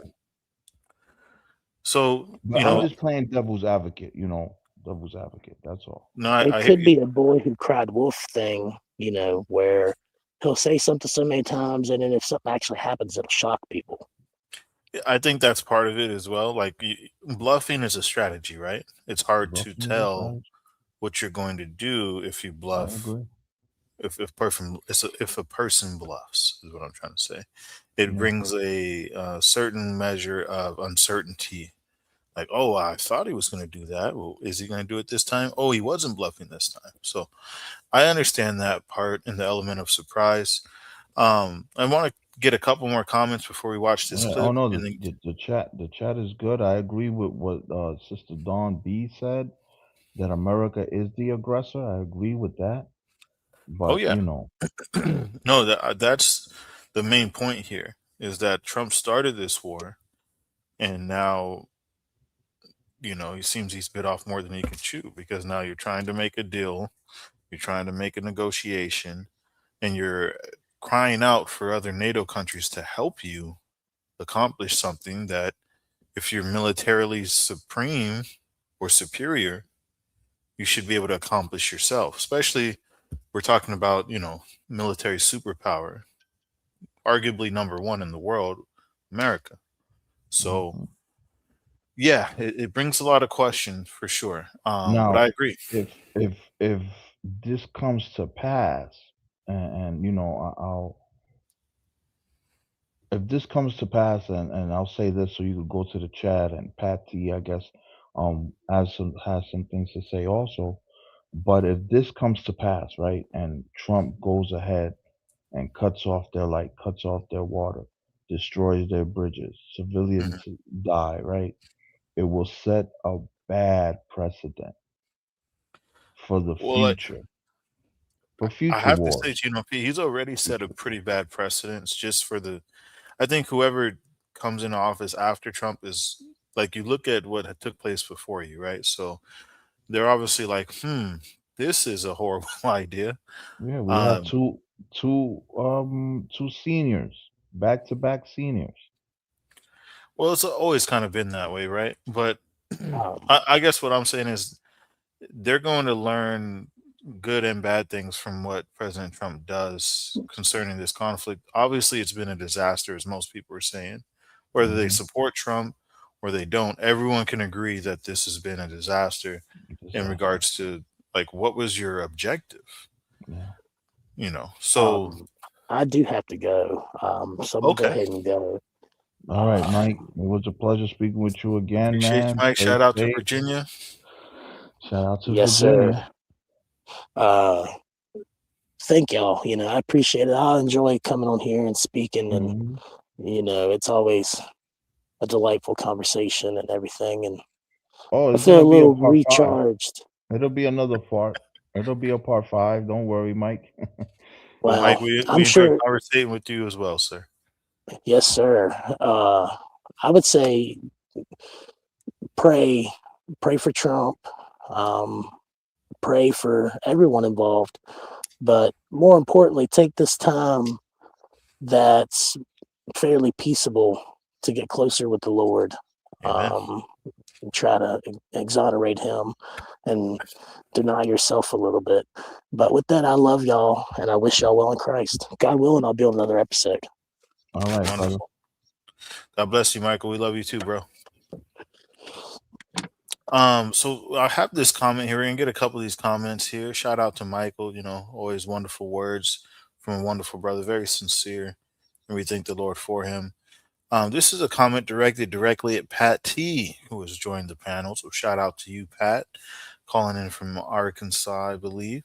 He says, Miss TNT says, Patrick T, he's of the devil with a lot of money that can get away with anything, and he has gotten away with everything. Pat, I mean, you've been around, you've seen some things. Have you ever seen anything quite like this unfold? It was another comment from another person that said maybe it'll be something worse than Trump later. And, yeah. I gotta agree with that because when Bush was president, we didn't think nobody could be worse than Bush. But Trump's 10 times worse than Bush. 100%. And, I just wanted to, just to fill in the audience that it's no winning no war with Iran. Zero. There's no chance of that. It's 98 million people in Iran. Iran is 3 times the size of Iraq. We were in Right. Iraq 20 years and we never took over that country. All we took over was Baghdad. Had to withdraw, yeah. And then it was in Afghanistan. We was in Afghanistan for 22 years? And we couldn't take over Afghanistan. The only city that we control in Afghanistan is the one that I guess the name Karzai is in. So it's no chance. It's nothing Trump can do. And he can't use nuclear weapons because he can't control where that fallout goes. If that fallout were to go to the Strait of Hormuz, that means 20 years no ships can go through the strait. So he can't use nuclear weapons. We don't have enough troops. It doesn't matter if we had a 500,000 man force. Number one, we won't do it because then China would invade Pakistan. China would invade Taiwan. We don't have a 2-force army, even with all of the aircraft carriers and all of the might we have. We can only fight one war at a time. And another thing Trump can't do, he called the ceasefire because the aircraft carriers are out of bombs. They're out of tomahawks. They can't fight no more. They have nothing left. And what they have is for defense. You can't deliver aircraft bombs to an aircraft carrier. That aircraft carrier has to go on the dock, and then they get new bombs. They have to go to Greece, and it takes 6 months to do that. It takes 6 months to fill a submarine with torpedoes and tomahawks. Wow. So his options are closed. Yeah, you can bomb a country for 40 days, $1 billion a day, but that's all he has. There's nothing left. And to send troops in there, send 2,000 Marines against a country of 96 million, that's suicide. Yeah, concerning, not to cut you off, Pat, but just they got a 1 million man mobilization, right, in Iran. Exactly. They've been waiting for this war for 40 years. Yeah. And Trump, and I believe that Trump thought, because it's just so silly. The Buster Bunkin bombs can only go down 180 feet.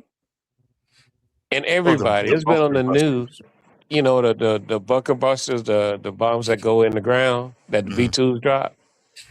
Everybody knows that the Iranian nuclear power bunkers were 600 feet deep.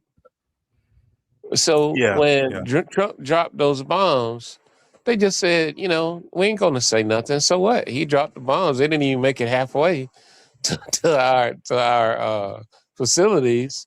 So we'll just take it. And so you can't give an inch with Trump or he'll take a mile. So he thought that I'm going to go ahead and do this again and they're not going to do nothing about it. But if I know it, they know it.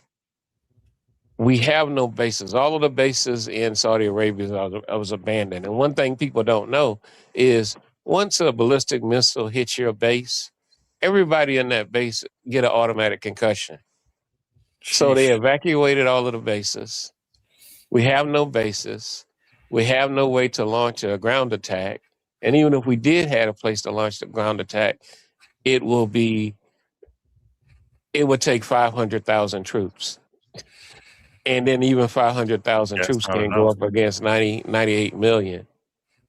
So it's a joke. Right, but the 98 million, not all of them are warriors. No, but they got 1 million. Well, they have 1 million man army. Have a Yeah, military so, army. so I even agree. 500 is only half. Like if you're Yeah, going one for one. but they're not battle tested. Even 500, where are they going to land? We can't you can't use tanks in Iran because it's mountainous. Tanks are Well, useless in the mountains. the error was not consulting the allies. If Trump would have Well, Right. consulted the yeah, allies, And the allies, even they if would he have said don't consulted, do it. I think honestly. right? Look how we did with Iraq. We went to the UN, but right? Trump But couldn't go to the UN because he knew that they didn't have nuclear weapons, so with he couldn't go there. So the he did it on himself, and I but think he did it to get Epstein off of the television.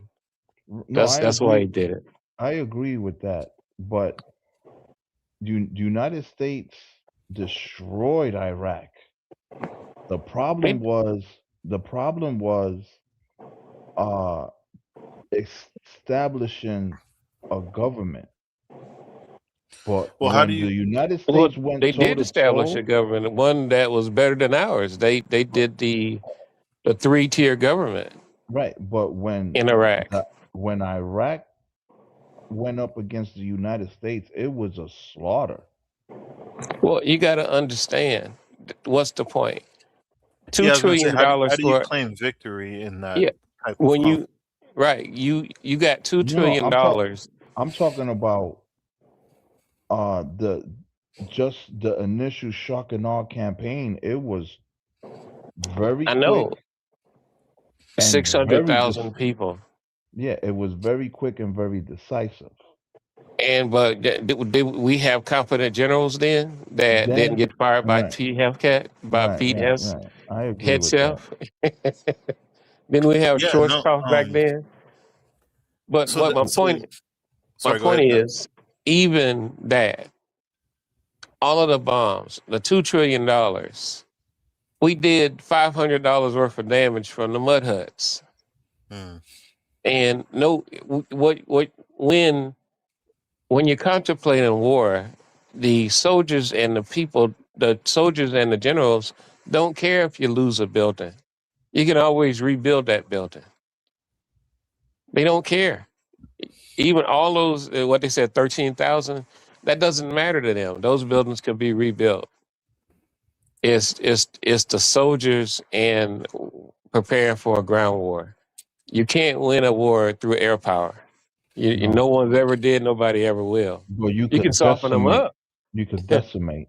Yeah, you could Yeah, decimate a lot. you can't, because to attack the power plants is a war crime. To attack the bridges is a war crime. Now, I have That to hurts the ask though, people. just real quick, Pat and Gino P. Touching Hiroshima and Nagasaki, was that war won through air power? Oh yeah. Well, I it was mean, won because of nuclear weapons. It wasn't air right. power. But I mean, it was. I mean, they didn't go in on the ground, right? Right. Well, yeah, and it was, and the emperor just said the J- J- the Japanese didn't want to surrender. Right. It was the emperor that did it. No, I understand, but I guess what I'm Right. saying is it can happen, but of course we know, like you said, it's not an option to use what's necessary to Well, win yeah, it from there. what we use in Japan as toys today. For sure. Is you get 50 megaton missiles now, Yeah. and you don't control where that fallout goes. It can go to Europe, Yeah, the and cloud and stuff. Yeah. all those farms and all those crops that die, all that places that can't be used again, it will be charged to us. Hmm. Yeah, So but And the if it goes through, revolutionary if it goes and if it covers the strait, that's it. No more oil. but the Revolutionary Guard, which is their strongest military, they don't even hold a candle up to the Marines. Well, Look it's at not a Trump. million Marines, Gino P. No, It's you know not. how much damage 5 Marines could do? No, you can't do nothing. I Where mean, they gonna so land? I hear what Gino P is saying as far as Yeah, America yeah, being, no, the elite it's fighting too force and whatnot. sophisticated. They too But sophisticated. we can't count out Gino P the fact that their drone warfare and the missiles that I'm they're talking still. about, but TNT. I'm talking about step number one. You got to cut the lights and cut the water off. Well, does that stop them from shooting? Man, It only I don't know. see, That's the question. cutting the lights off and cutting the water off is a war crime because Oh yeah, 100%. everybody in the Middle East is dependent on No, 100. desalination I plants. agree. Right, I right. agree with that. I You- agree with that 100%.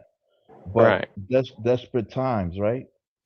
No, but I'm saying It's even not if desperate. Why are we? It's no desperate times. We have no we reason to have no be right there. to be there, we I have no right to agree. be We there. have no I, reason to be I, there. listen. So it's not You desperate preaching. times. Listen, you preaching to the choir. I'm just Right. bringing you preaching to the choir.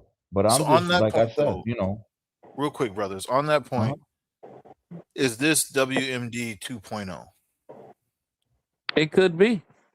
You have to worry about India and Pakistan. You have to worry about China and Taiwan. You have to worry about Russia going into one of the Baltic countries like Estonia. Or see, Putin wants to take a NATO country, and then America do nothing about it. That's what he wants to do. Well, they can't even conquer Ukraine. Well, so what I'm see, saying when that's my perfect point, Gino P.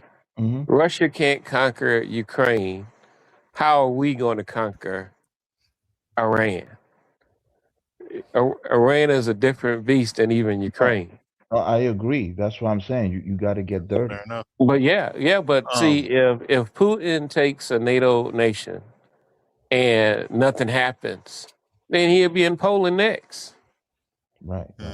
If we take Lithuania or Estonia, because that's who or Latvia, that's who he wants. He wants them. But those NATO nations, they do have nuclear capability as well, though, Pat. Some of them. Well, not Estonia or Latvia. They don't have nuclear missiles. No, not them small ones. But I'm saying Right. if they see like the writing on the wall and they're like, oh, okay. Oh yeah, you attack one NATO country, the other NATO country. The other has to apply. The NATO plans I know about were 20 years old. 30 years old now, and it's Russia attacks a NATO country. It's 500,000 troops that'll be mobilized the next day. Well, plus the other countries in their agreement, right? They have to, right? Yeah. So Article 5. That's what I was saying. Is yeah. But he'll try it. He'll do it because he wants to bring back the Soviet Union. See, what people don't understand: Russia cannot take Ukraine. It's absolutely cannot.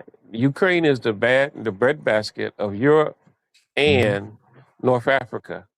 If Russia takes Ukraine, they will own all the oil and all the bread in Europe. And so they cannot be allowed to take Ukraine. Ukraine feeds all of Europe. They've taken little bits and pieces. They feed all of Europe and they feed all of North Africa. So they cannot fall to Russia. Yeah. I don't disagree. It's a good conversation, but what I meant when I said WMD 2.0 was that you mentioned Bush, Pat T, and he, of course, went to war with Iraq. I'm sorry, when you said WMD, I just heard World War III. I didn't think you meant welcome back. I thought you said World War III. No, yeah, but no yeah, problem. no, it's a lie. It's a lie. Yeah, that's even his saying, own, right? even his own DNI said there was no imminent attack from Iran. Right. Iran doesn't no have nuclear mass missiles. destruction, right? We don't attack countries with nuclear weapons.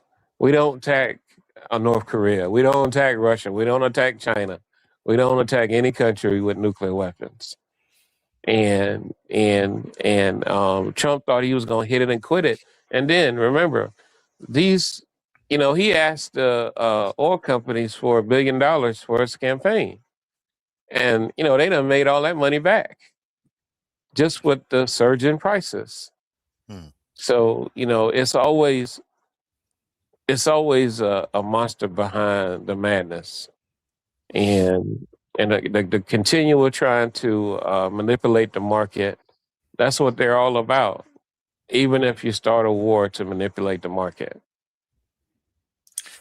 Yeah, I mean, I've seen a lot of that too. I think Sister Vanessa, shout out to her, said that Trump's sons had made billions since the beginning of this Right. conflict. And That's he's on paper to make $2 billion in 1 year, not even counting all the shady things that we don't know about. He sued the government for $250 million for his for walking in on when they did the search warrant at Mar-a-Lago and found all the stolen documents in his back ends. He sued the government for $250 million, and the only person that has to approve it is the deputy director. So his own administration, so he can just steal $250 million anytime he wants to, and if he does it once, he can ask for $1 billion the next time. well. So I mean, this here is a mess. I mean, I think we can Total all agree. mess. Total mess. Trump has made a but, mess of this. But see, Iran is stronger than it was before this war. Well, they definitely are. Well, now I'm they not get gonna say they the now moral they high get ground. they get $3 million a ship now, which they didn't get before. They're making And a lot more money for sure. he's going to pay reparations for this war to Iran. And then he wants to end. You mean we will have to pay? Yeah, that's right. He's not all going to pay that it. tariff money. That's what that's. Yeah. The Supreme Court took care of that. So let me But play they this knew clip real quick. they couldn't give Trump tariff power, because one day he'll say 1,000%. He gets mad. He'll say, okay, 1,000% tariff. The next day he'll say 600% tariff. Whoever he gets mad at, and the country will fall apart with him having that kind of power. It's bad enough he can start a war anytime he feels like it. But the Supreme Court the Supreme Court drew the line at money. Yeah. Not blood, but money. That's where they drew the line at. It is America, after all. Well, but at the same time, with him having the power to make a tariff, that would destroy our economy. Absolutely destroy it. So I want to play this clip. I don't disagree with you, Pat. Definitely, there's been a lot of highly questionable things going on since Trump got back in the office. This clip here touches on where we're at with the ceasefire, and of course, another new warning from President Trump on Truth Social that came out, I would say maybe less than 12 hours ago. So let's look closely here. We're going to react to this, and then I have a couple more questions. I see Gino P has something queued up, but I have a couple more questions for those on the panel, those in the chat. For sure, smash the like button. We appreciate you participating in the poll and the conversation. So let's listen closely here to this video. This morning, a new warning from President Trump over the shaky ceasefire with Iran. The president posting that the U.S. military will remain in Iran, quote, until such time as the real agreement reached is fully complied with, adding that if it's not, then, quote, shooting starts, bigger and better and stronger than anyone has ever seen before. The post coming as the Trump administration is scrambling to hold the Iran ceasefire together. No ceasefire ever goes without a little bit of choppiness. Vice President J.D. Vance is preparing to lead an American delegation in Pakistan this weekend for critical in-person peace talks. And he's set to face major headwinds from Iran over that claim that the U.S. and Israel have already violated the deal. The president also saying in his overnight post, quote, it was agreed a long time ago, no nuclear weapons, and the Strait of Hormuz will be open and safe. While both of those points could face resistance, with the status of the strait unclear. Also uncertain, the question of whether Iran will give up its enriched uranium, that experts say could be used to develop a small number of nuclear bombs. On the uranium, we're watching it. We know what they have, and they will give it up, and we'll get it, and we'll take it. But Iran disputes that was part of the ceasefire agreement, which came just hours after President Trump should die if there was no deal. Why is it appropriate for the President of the United States to use that kind of language when talking about civilian targets? Well, I understand the questions about the president's rhetoric, but what the president cares most about is results. According to a U.S. official familiar with the operations, there have been 381 U.S. service members who have been wounded since the beginning of Operation Epic Fury.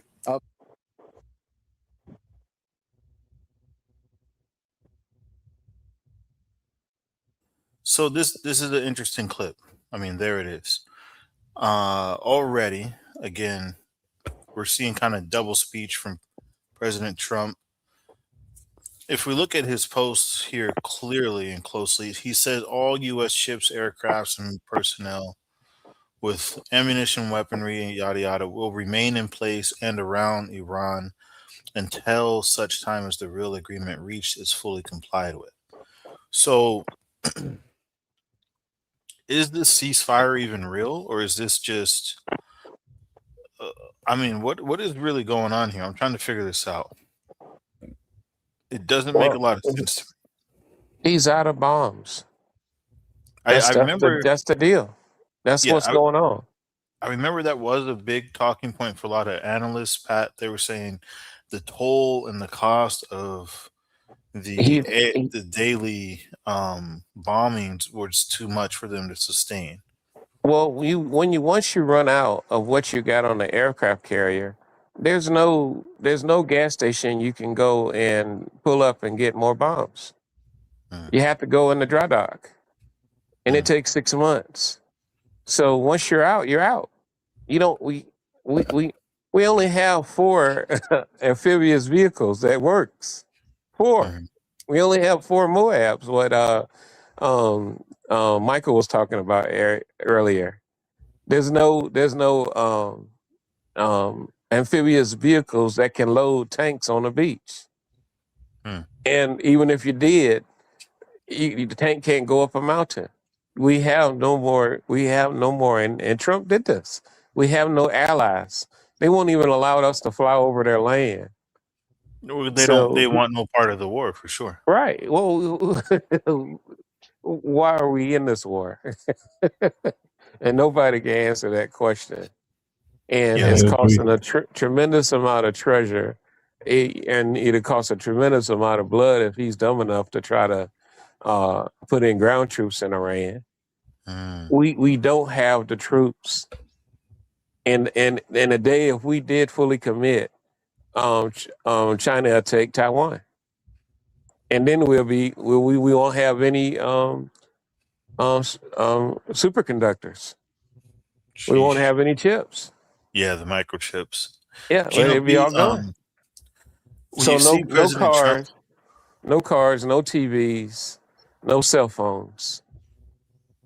well, yeah, Taiwan obviously holds a conglomerate on the cheap technology front for sure, and that's one of the problems that happens when you outsource as the world's largest consumer. But that's a different conversation. But I don't disagree. Gino Pete, when you see that Trump is saying for any reason, if it's not met, then the shooting starts bigger and better and stronger than anyone has ever seen before. Is this more of him like is this more bluffs? I mean, we've heard so much from Trump. It's almost like one of those things where, you know, someone keeps talking smack and you're just like, man, that's what he does. He just talks. Desperation. That's what this tweet is. It's a desperate tweet, right? Will he attack civilian infrastructure? You know, that's what it sounds like to me in this tweet. Well, they've already bombed that school full of little girls. No, I'm talking about turning off the light and turning off the water and cutting off all the bridges. No, yeah, no, I understand, but like even in that though, when that happened at the beginning of the war, that was That a was strong horrible. signal, That was right? horrible. Yeah, that was horrible. That life lost, even the innocent, most innocent of lives, children, doesn't matter to Doesn't matter. No. unfortunately. When the Ayatollah got unalived, there were kids there. Hmm. It was family members and all kinds of stuff. Looking at this last part of his post, Gino P and Patrick T, he says, President Trump says, in the meantime, our great military is loading up and resting. So Patrick T, is that saying, we're restocking the ammo, but also He he can't says, help it. well, he says looking forward actually to its next conquest. America is back. I mean, this sounds like delusions of grandeur, but He needs to sit down. He what is happening here? I mean, I'm trying to well, figure this. his dementia man rattled mine. He can't stop lying. Oh He just man, can't. this is bad. It's no one. Only soldiers shoot, and no soldiers are going into Iran. No way. JD Only Nance. soldiers shoots. Yeah, He would have to call up the draft. He would have to call up all the reserves, just like Bush did. Hmm. And for what? And these people ain't the kids today are not the kids of 1940. They're not going to go. They don't care. They get, hey, where do I show up to jail tomorrow? Oh, well, the jail's filled. Well, call me back when I can get space. These kids are not going to go. Listen. They're not the kids in 1940. And then he's the biggest Jeff Dodger ever. But he wants to send your kids. This is the thing. JD Nance needs to take control right now. No, JD Vance needs not to go to Pakistan. Oh, he's not going. He's not going. Nobody wants him to be president. I'm confused now. No. It was breaking. He better news. not go. He's not going. Oh, he's That's not all going. got Yeah, he's not. I was kind of worried about He that better too. not go. Like, hey, I don't know. Yeah, he's not. Why is he not going, Gino P? I don't. Hey, he knows what I know. He better not go. Yeah. He's not. It's a bad idea to go. Is what you're Oh, saying? it's a terrible idea to go. Oh man. I mean, given what they did to the supreme leader. Let's just say if that plane lands, I'll be tremendously surprised. Well, it's in Pakistan. It's in Pakistan. I know where it's at. The Pakistan. I know where it's at. No, I'm saying they are brokering. It's a lot of land between United States and Pakistan. Some people are saying he's there already. Shout out to Clay. He said, "Well, he's there." No, he's in Hungary. He's in Hungary. Yeah, he's sucking up to O'Brien. I don't know. Don Borland, yeah, they're trying to get O'Brien to help O'Brien win the election. So no, don't go to Pakistan, JD. But he needs to take control. Another, I mean, if see the 47 doctor that said Trump only has 4 months before he leaves the land of the living. Remember last week when they did the secret trip to Walter Reed and they covered it up?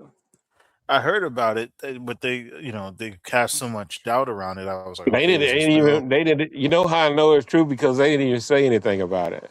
But Yeah, I mean, they closed off all the streets to Walter Reed after he kicked out the press.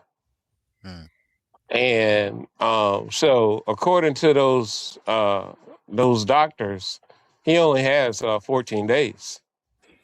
So 14 days to live? Right. Yeah, they were saying his ankles were swelling, which they have proof of that. Yeah, that's what they were saying. Just dementia and a risk of aspiration.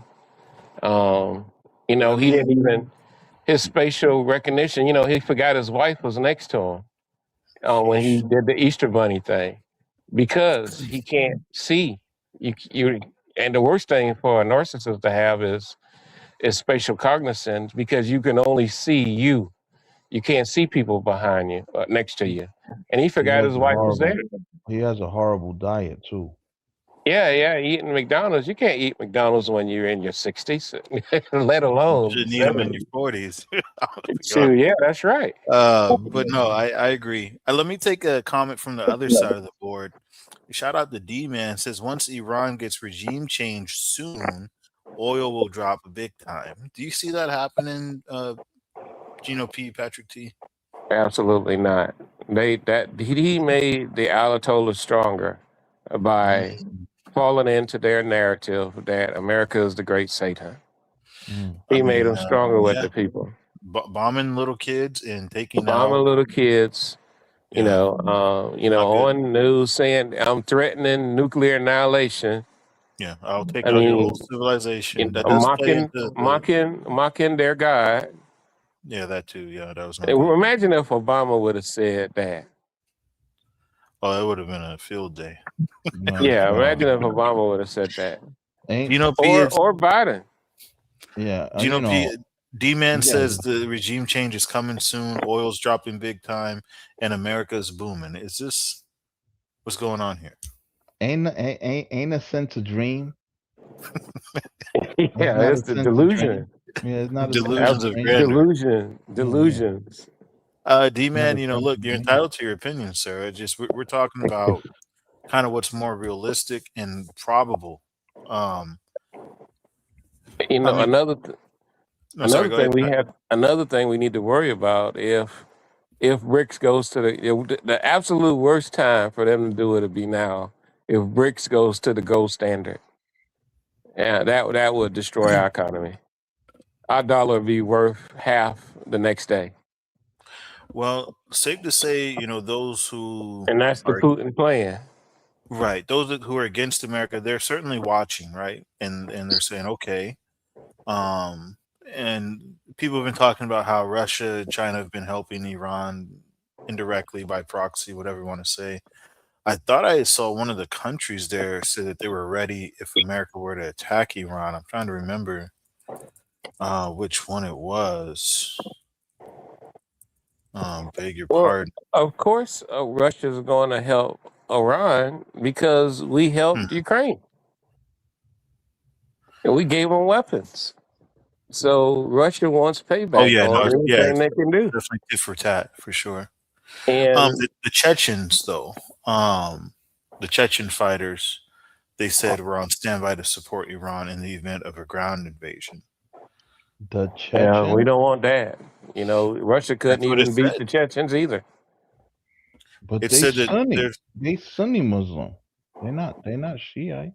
It said that they're the crazy Chechen fighters, the Kadyrov were on standby to support Iran. There was a few news reports about it, and their commander came out, the Chechen leader Ramzan. He said, that he supports Iran, but he doesn't support strikes on civilian infrastructure. So, yeah, it's just like the Turks. They were supposed to be ready to invade. The Iraqi Turks were ready to invade Iran if America was to ever, I think it's more of a situation like, right, the enemy of my enemy is my friend. So yeah, the Turks from Iraq said that they down to support the United States. The Chechens just want some mercenary money. Yeah, I mean, that's all everyone that can is. get their hands greased. They're extremely good fighters. They're crazy. They're extremely good fighters. They just want some mercenary money. That's all that is. I'm trying to remember the Russian private army that was in the headlines a while back. Oh yeah, Wagner, PMC. Wagner. Yeah, Wagner. Right. Right. Yeah. Company. They seem to have disappeared from the headlines. Of course. Do you think they may play in Africa? That guy. He got rid of them. That guy. Remember, their leader took a plane to Pakistan. Is that what happened? Oh man. Well, he Don't do it, JD. the military leader, right? You know, we digress and we could go back to the topic, but um what happened with Eugeni, the leader, his first name was Eugeni, I can't pronounce his last name. He tried to make a coup against Putin. Well, yeah. So I think essentially what happened was the Wagner Group was restructured and dissolved, so that now they're under tighter control of the Kremlin, or Right. basically But Putin. at first, what happened was they revolted against Putin for the lack of support in the front lines against Ukraine. And What was the insubordination, right, from the right, leader? so he gathered all his soldiers and made a B point back to Moscow. Putin and his cabinet had to leave Moscow and hide out Yeah, but I because mean, of this guy. you see what happened to Wagner, though. He rocked them. He rocked them to Well, sleep. He rocked them to sleep, talking about everything is good. We brothers. What's going on? And when Eugeni dropped his guard, Putin, being Putin, set up his plan. Hey, you know, Art of war. but yeah, you know, no, this it was Art okay. of War and 48 Laws of Power. You know, if you shoot at the king, you better not miss. And Yeah, that's what yeah. happened to Wagner. And you see the stuff with Trump. Once your downfall is certain, you have no friends. Everybody is against you. All of his propagandists are against him now, and they're going to. You're falling down at a certain speed. They're going to push you faster so you can go down faster. You know, the three big ones: Megyn Kelly. What's the other guy named? Alex Jones, Alex Jones, and then Tucker Candace Carlson, Owens. You and got to Tucker understand, Candace Owens and Alex Carlson. Jones have more subscribers than Fox News has. Yeah, Yeah, they no, got huge followings for sure. Tucker Carlson, Tucker Carlson too. Tucker's against So, Trump now. Joe Rogan. have you seen the propaganda that Iran put out, the Lego videos No, I haven't I didn't against see the Trump? Lego. I saw the neck in the Strait of I didn't Hormuz. see the Oh, the Lego. Lego videos are something else, and it's Yeah, they have a casket standing up, and then they have loser inside of it. You know, it's bad. It's yeah. bad. No, But my hope is that God heals him and he gets to see his prison cell at The Hague in about 3 years.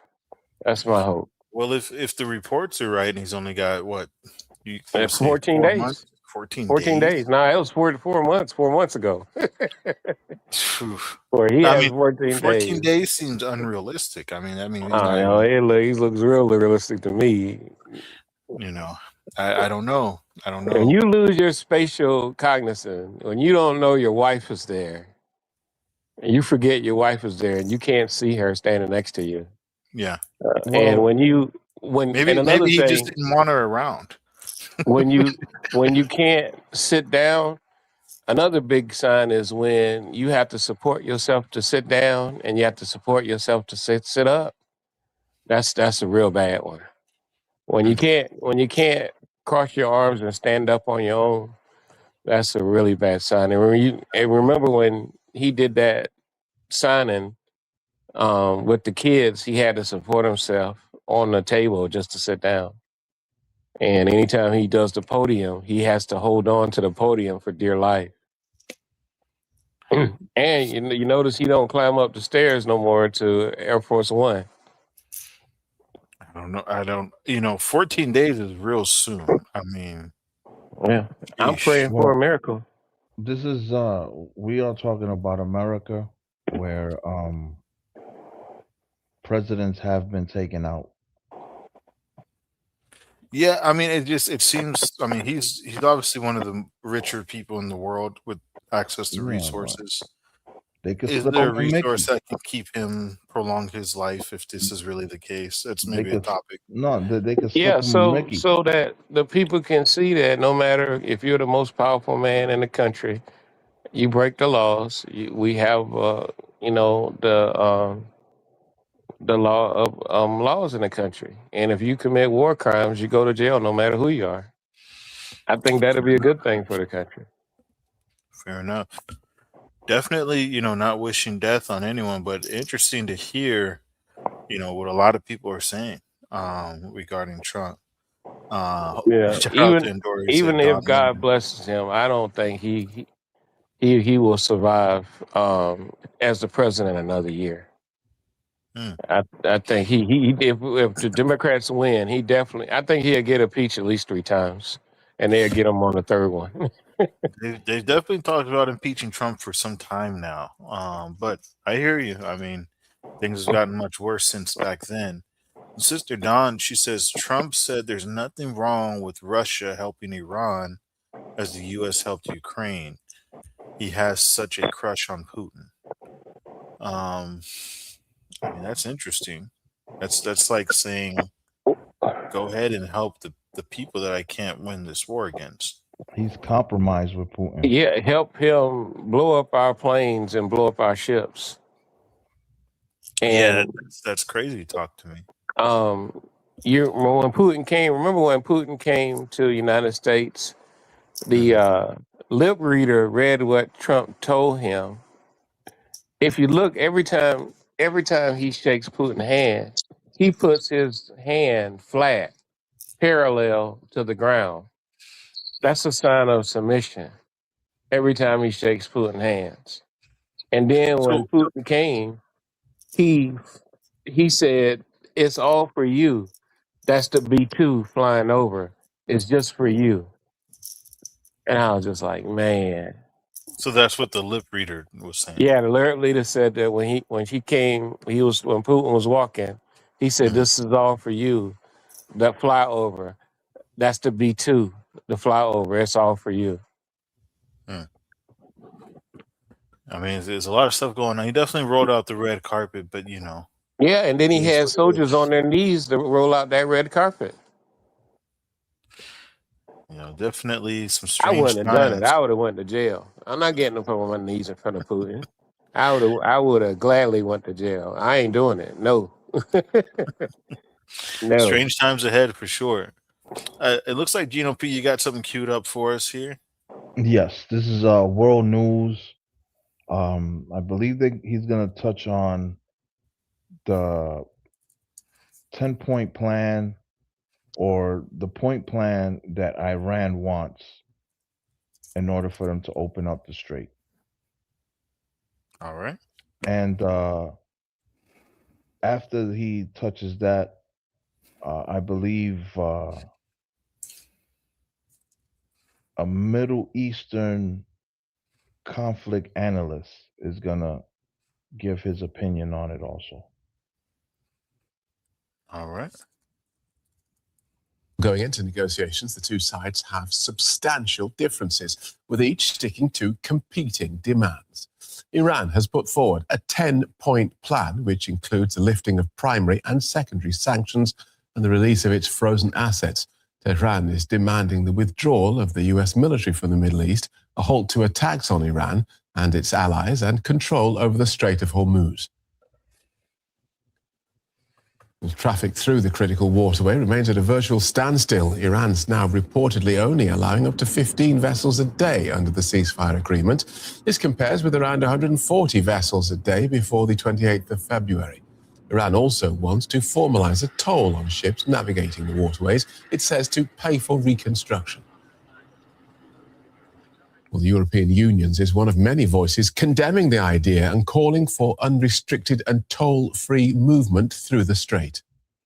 We are here to actually pronounce what the law actually says, and international law provides for the freedom of navigation, which means what? It means basically no payment or toll whatsoever.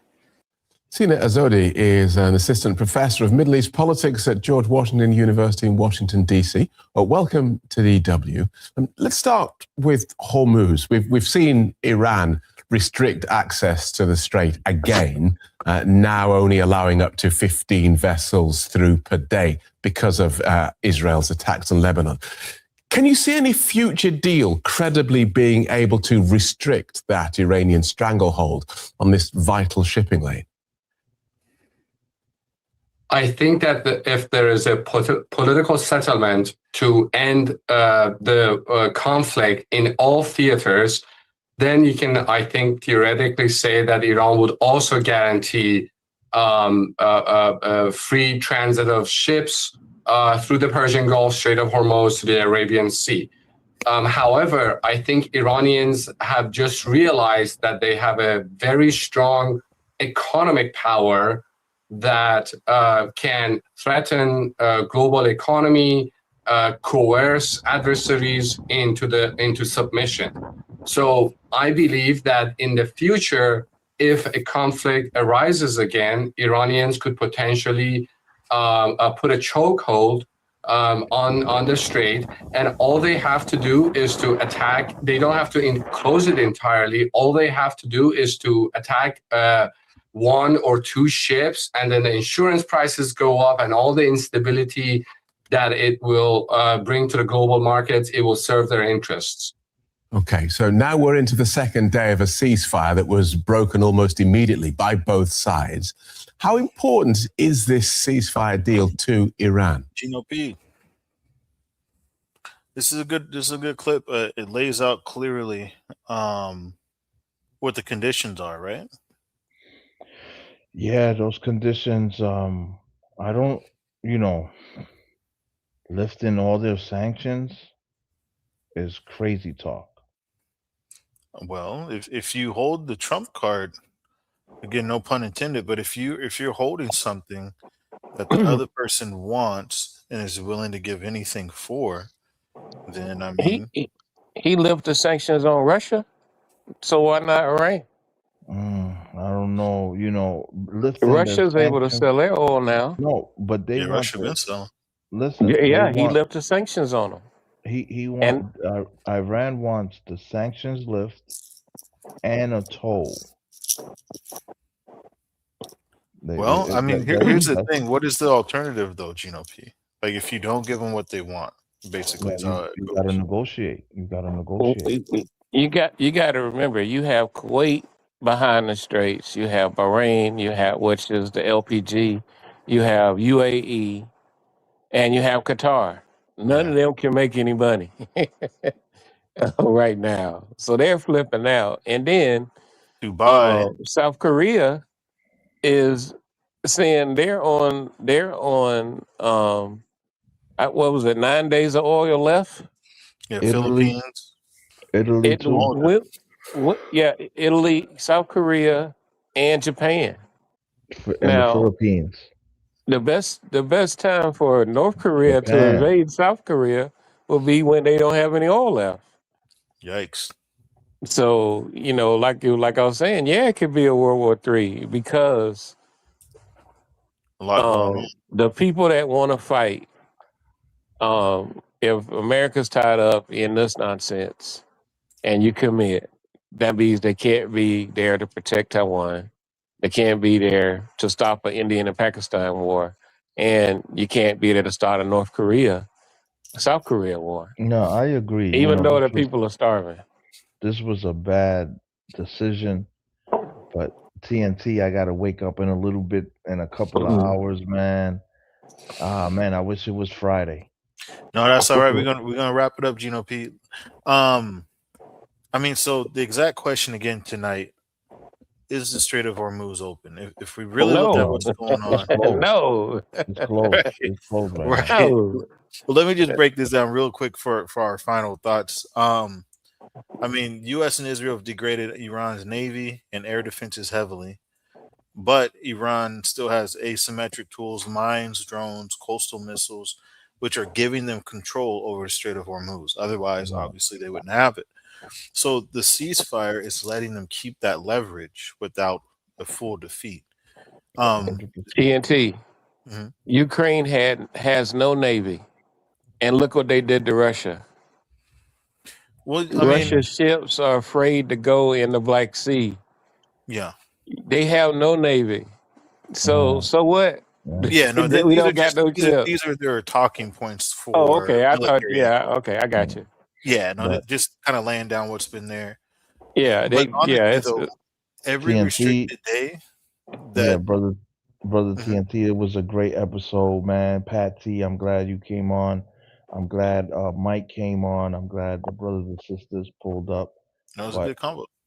Man, I hate that I missed y'all yesterday with Peter spitting that nonsense.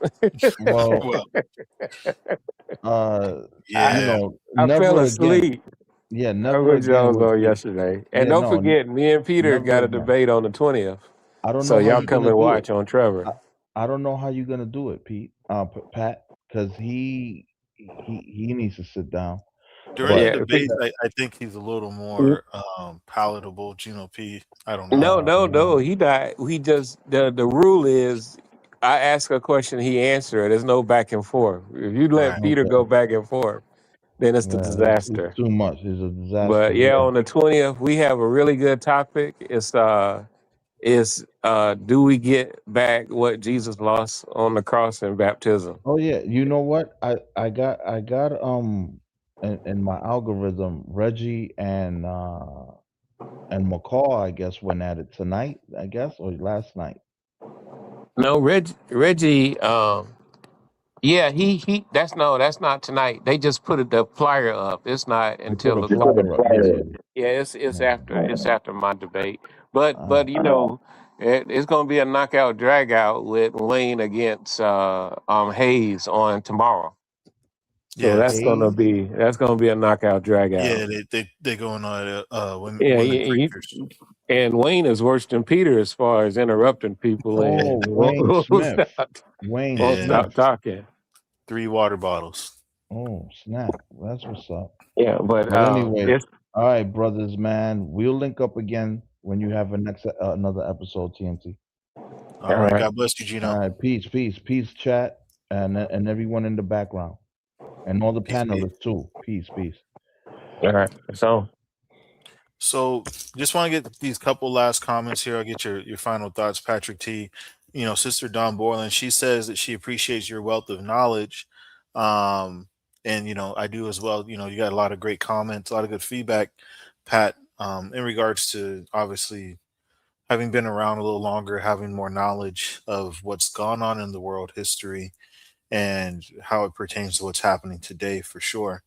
A very valuable insight. And so we appreciate that, as well as your cadence and candor on the panel.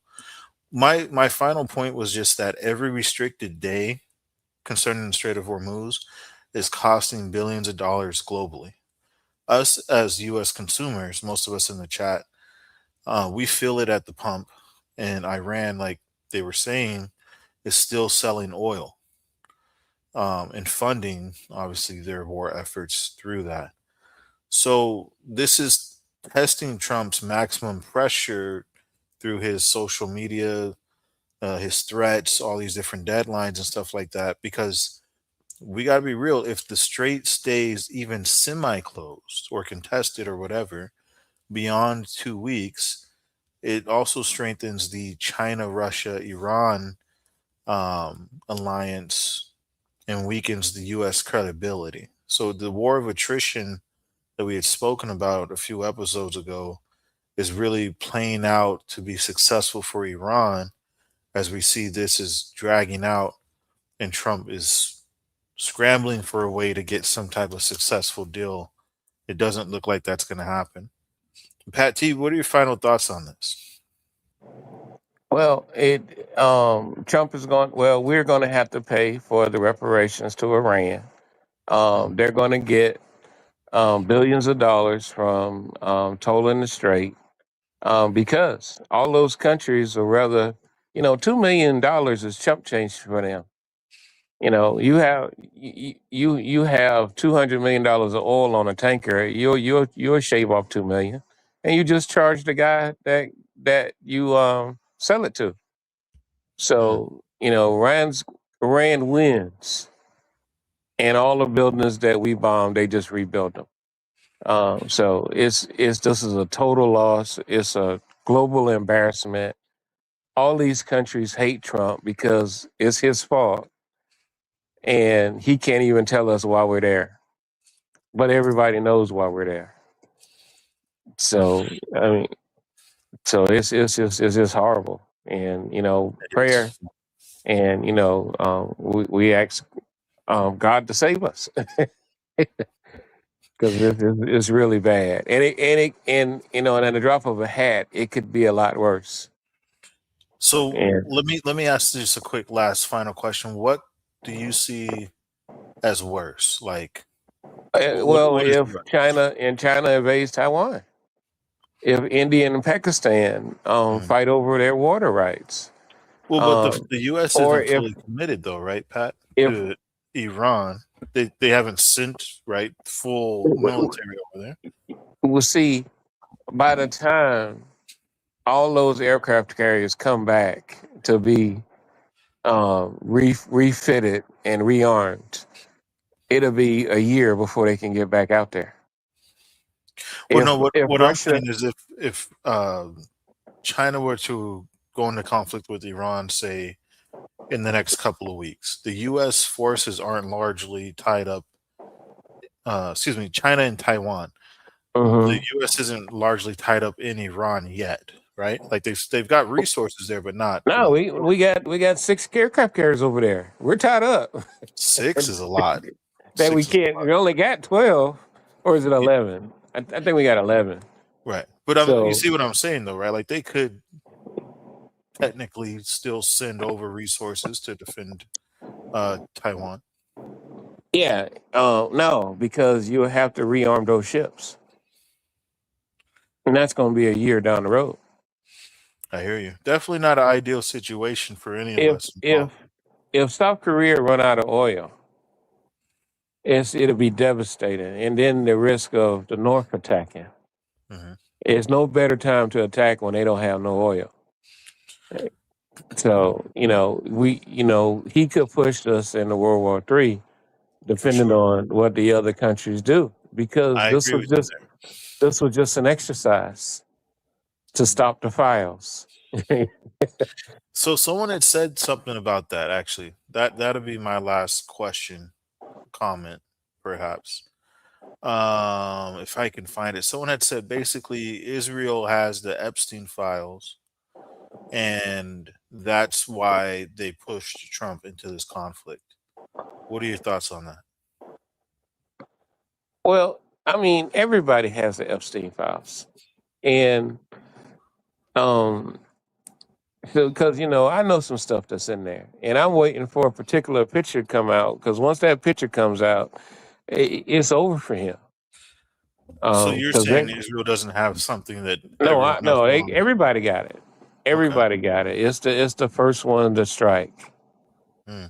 So and he can be played like a puppet. I mean, the tape that Putin got is real.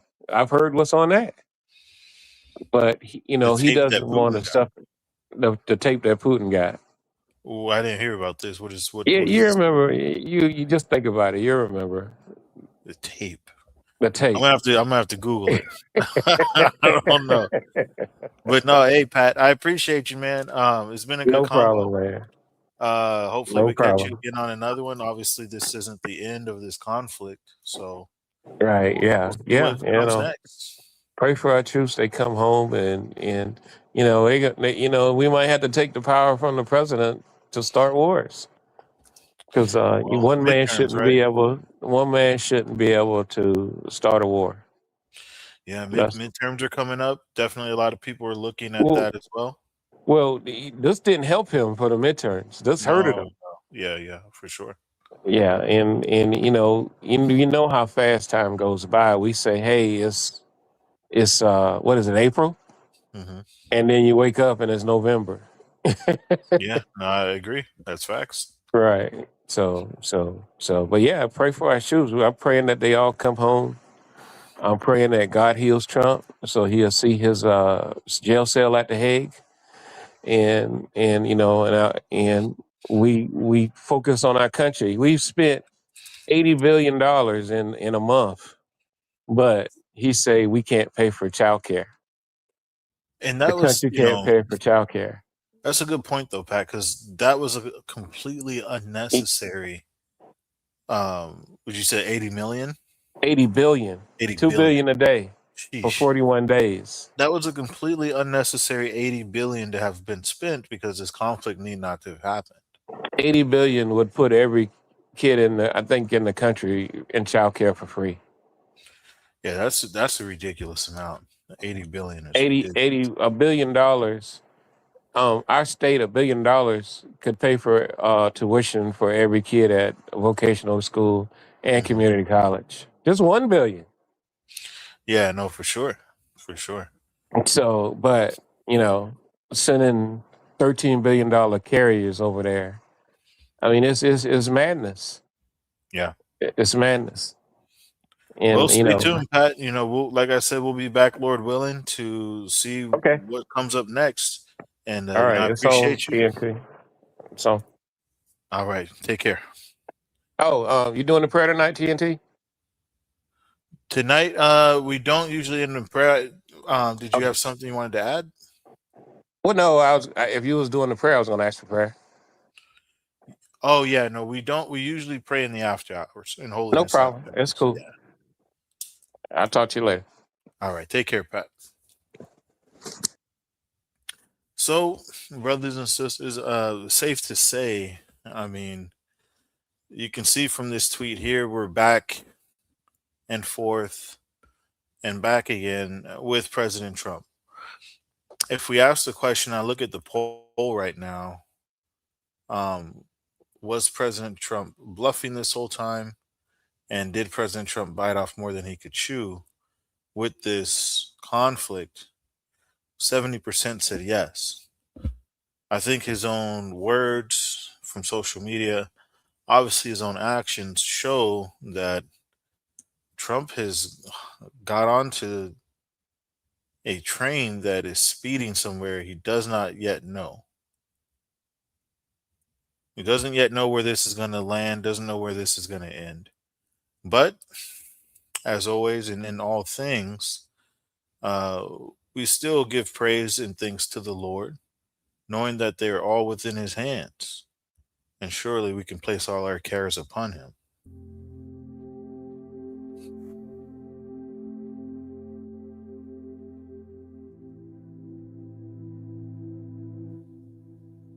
I'm definitely very thankful for each and every one of you here. Very thankful for, your encouraging comments, definitely your participation in the chat. My prayers are with each and every one of us, as well as those who were involved in the conflict, regardless of their country.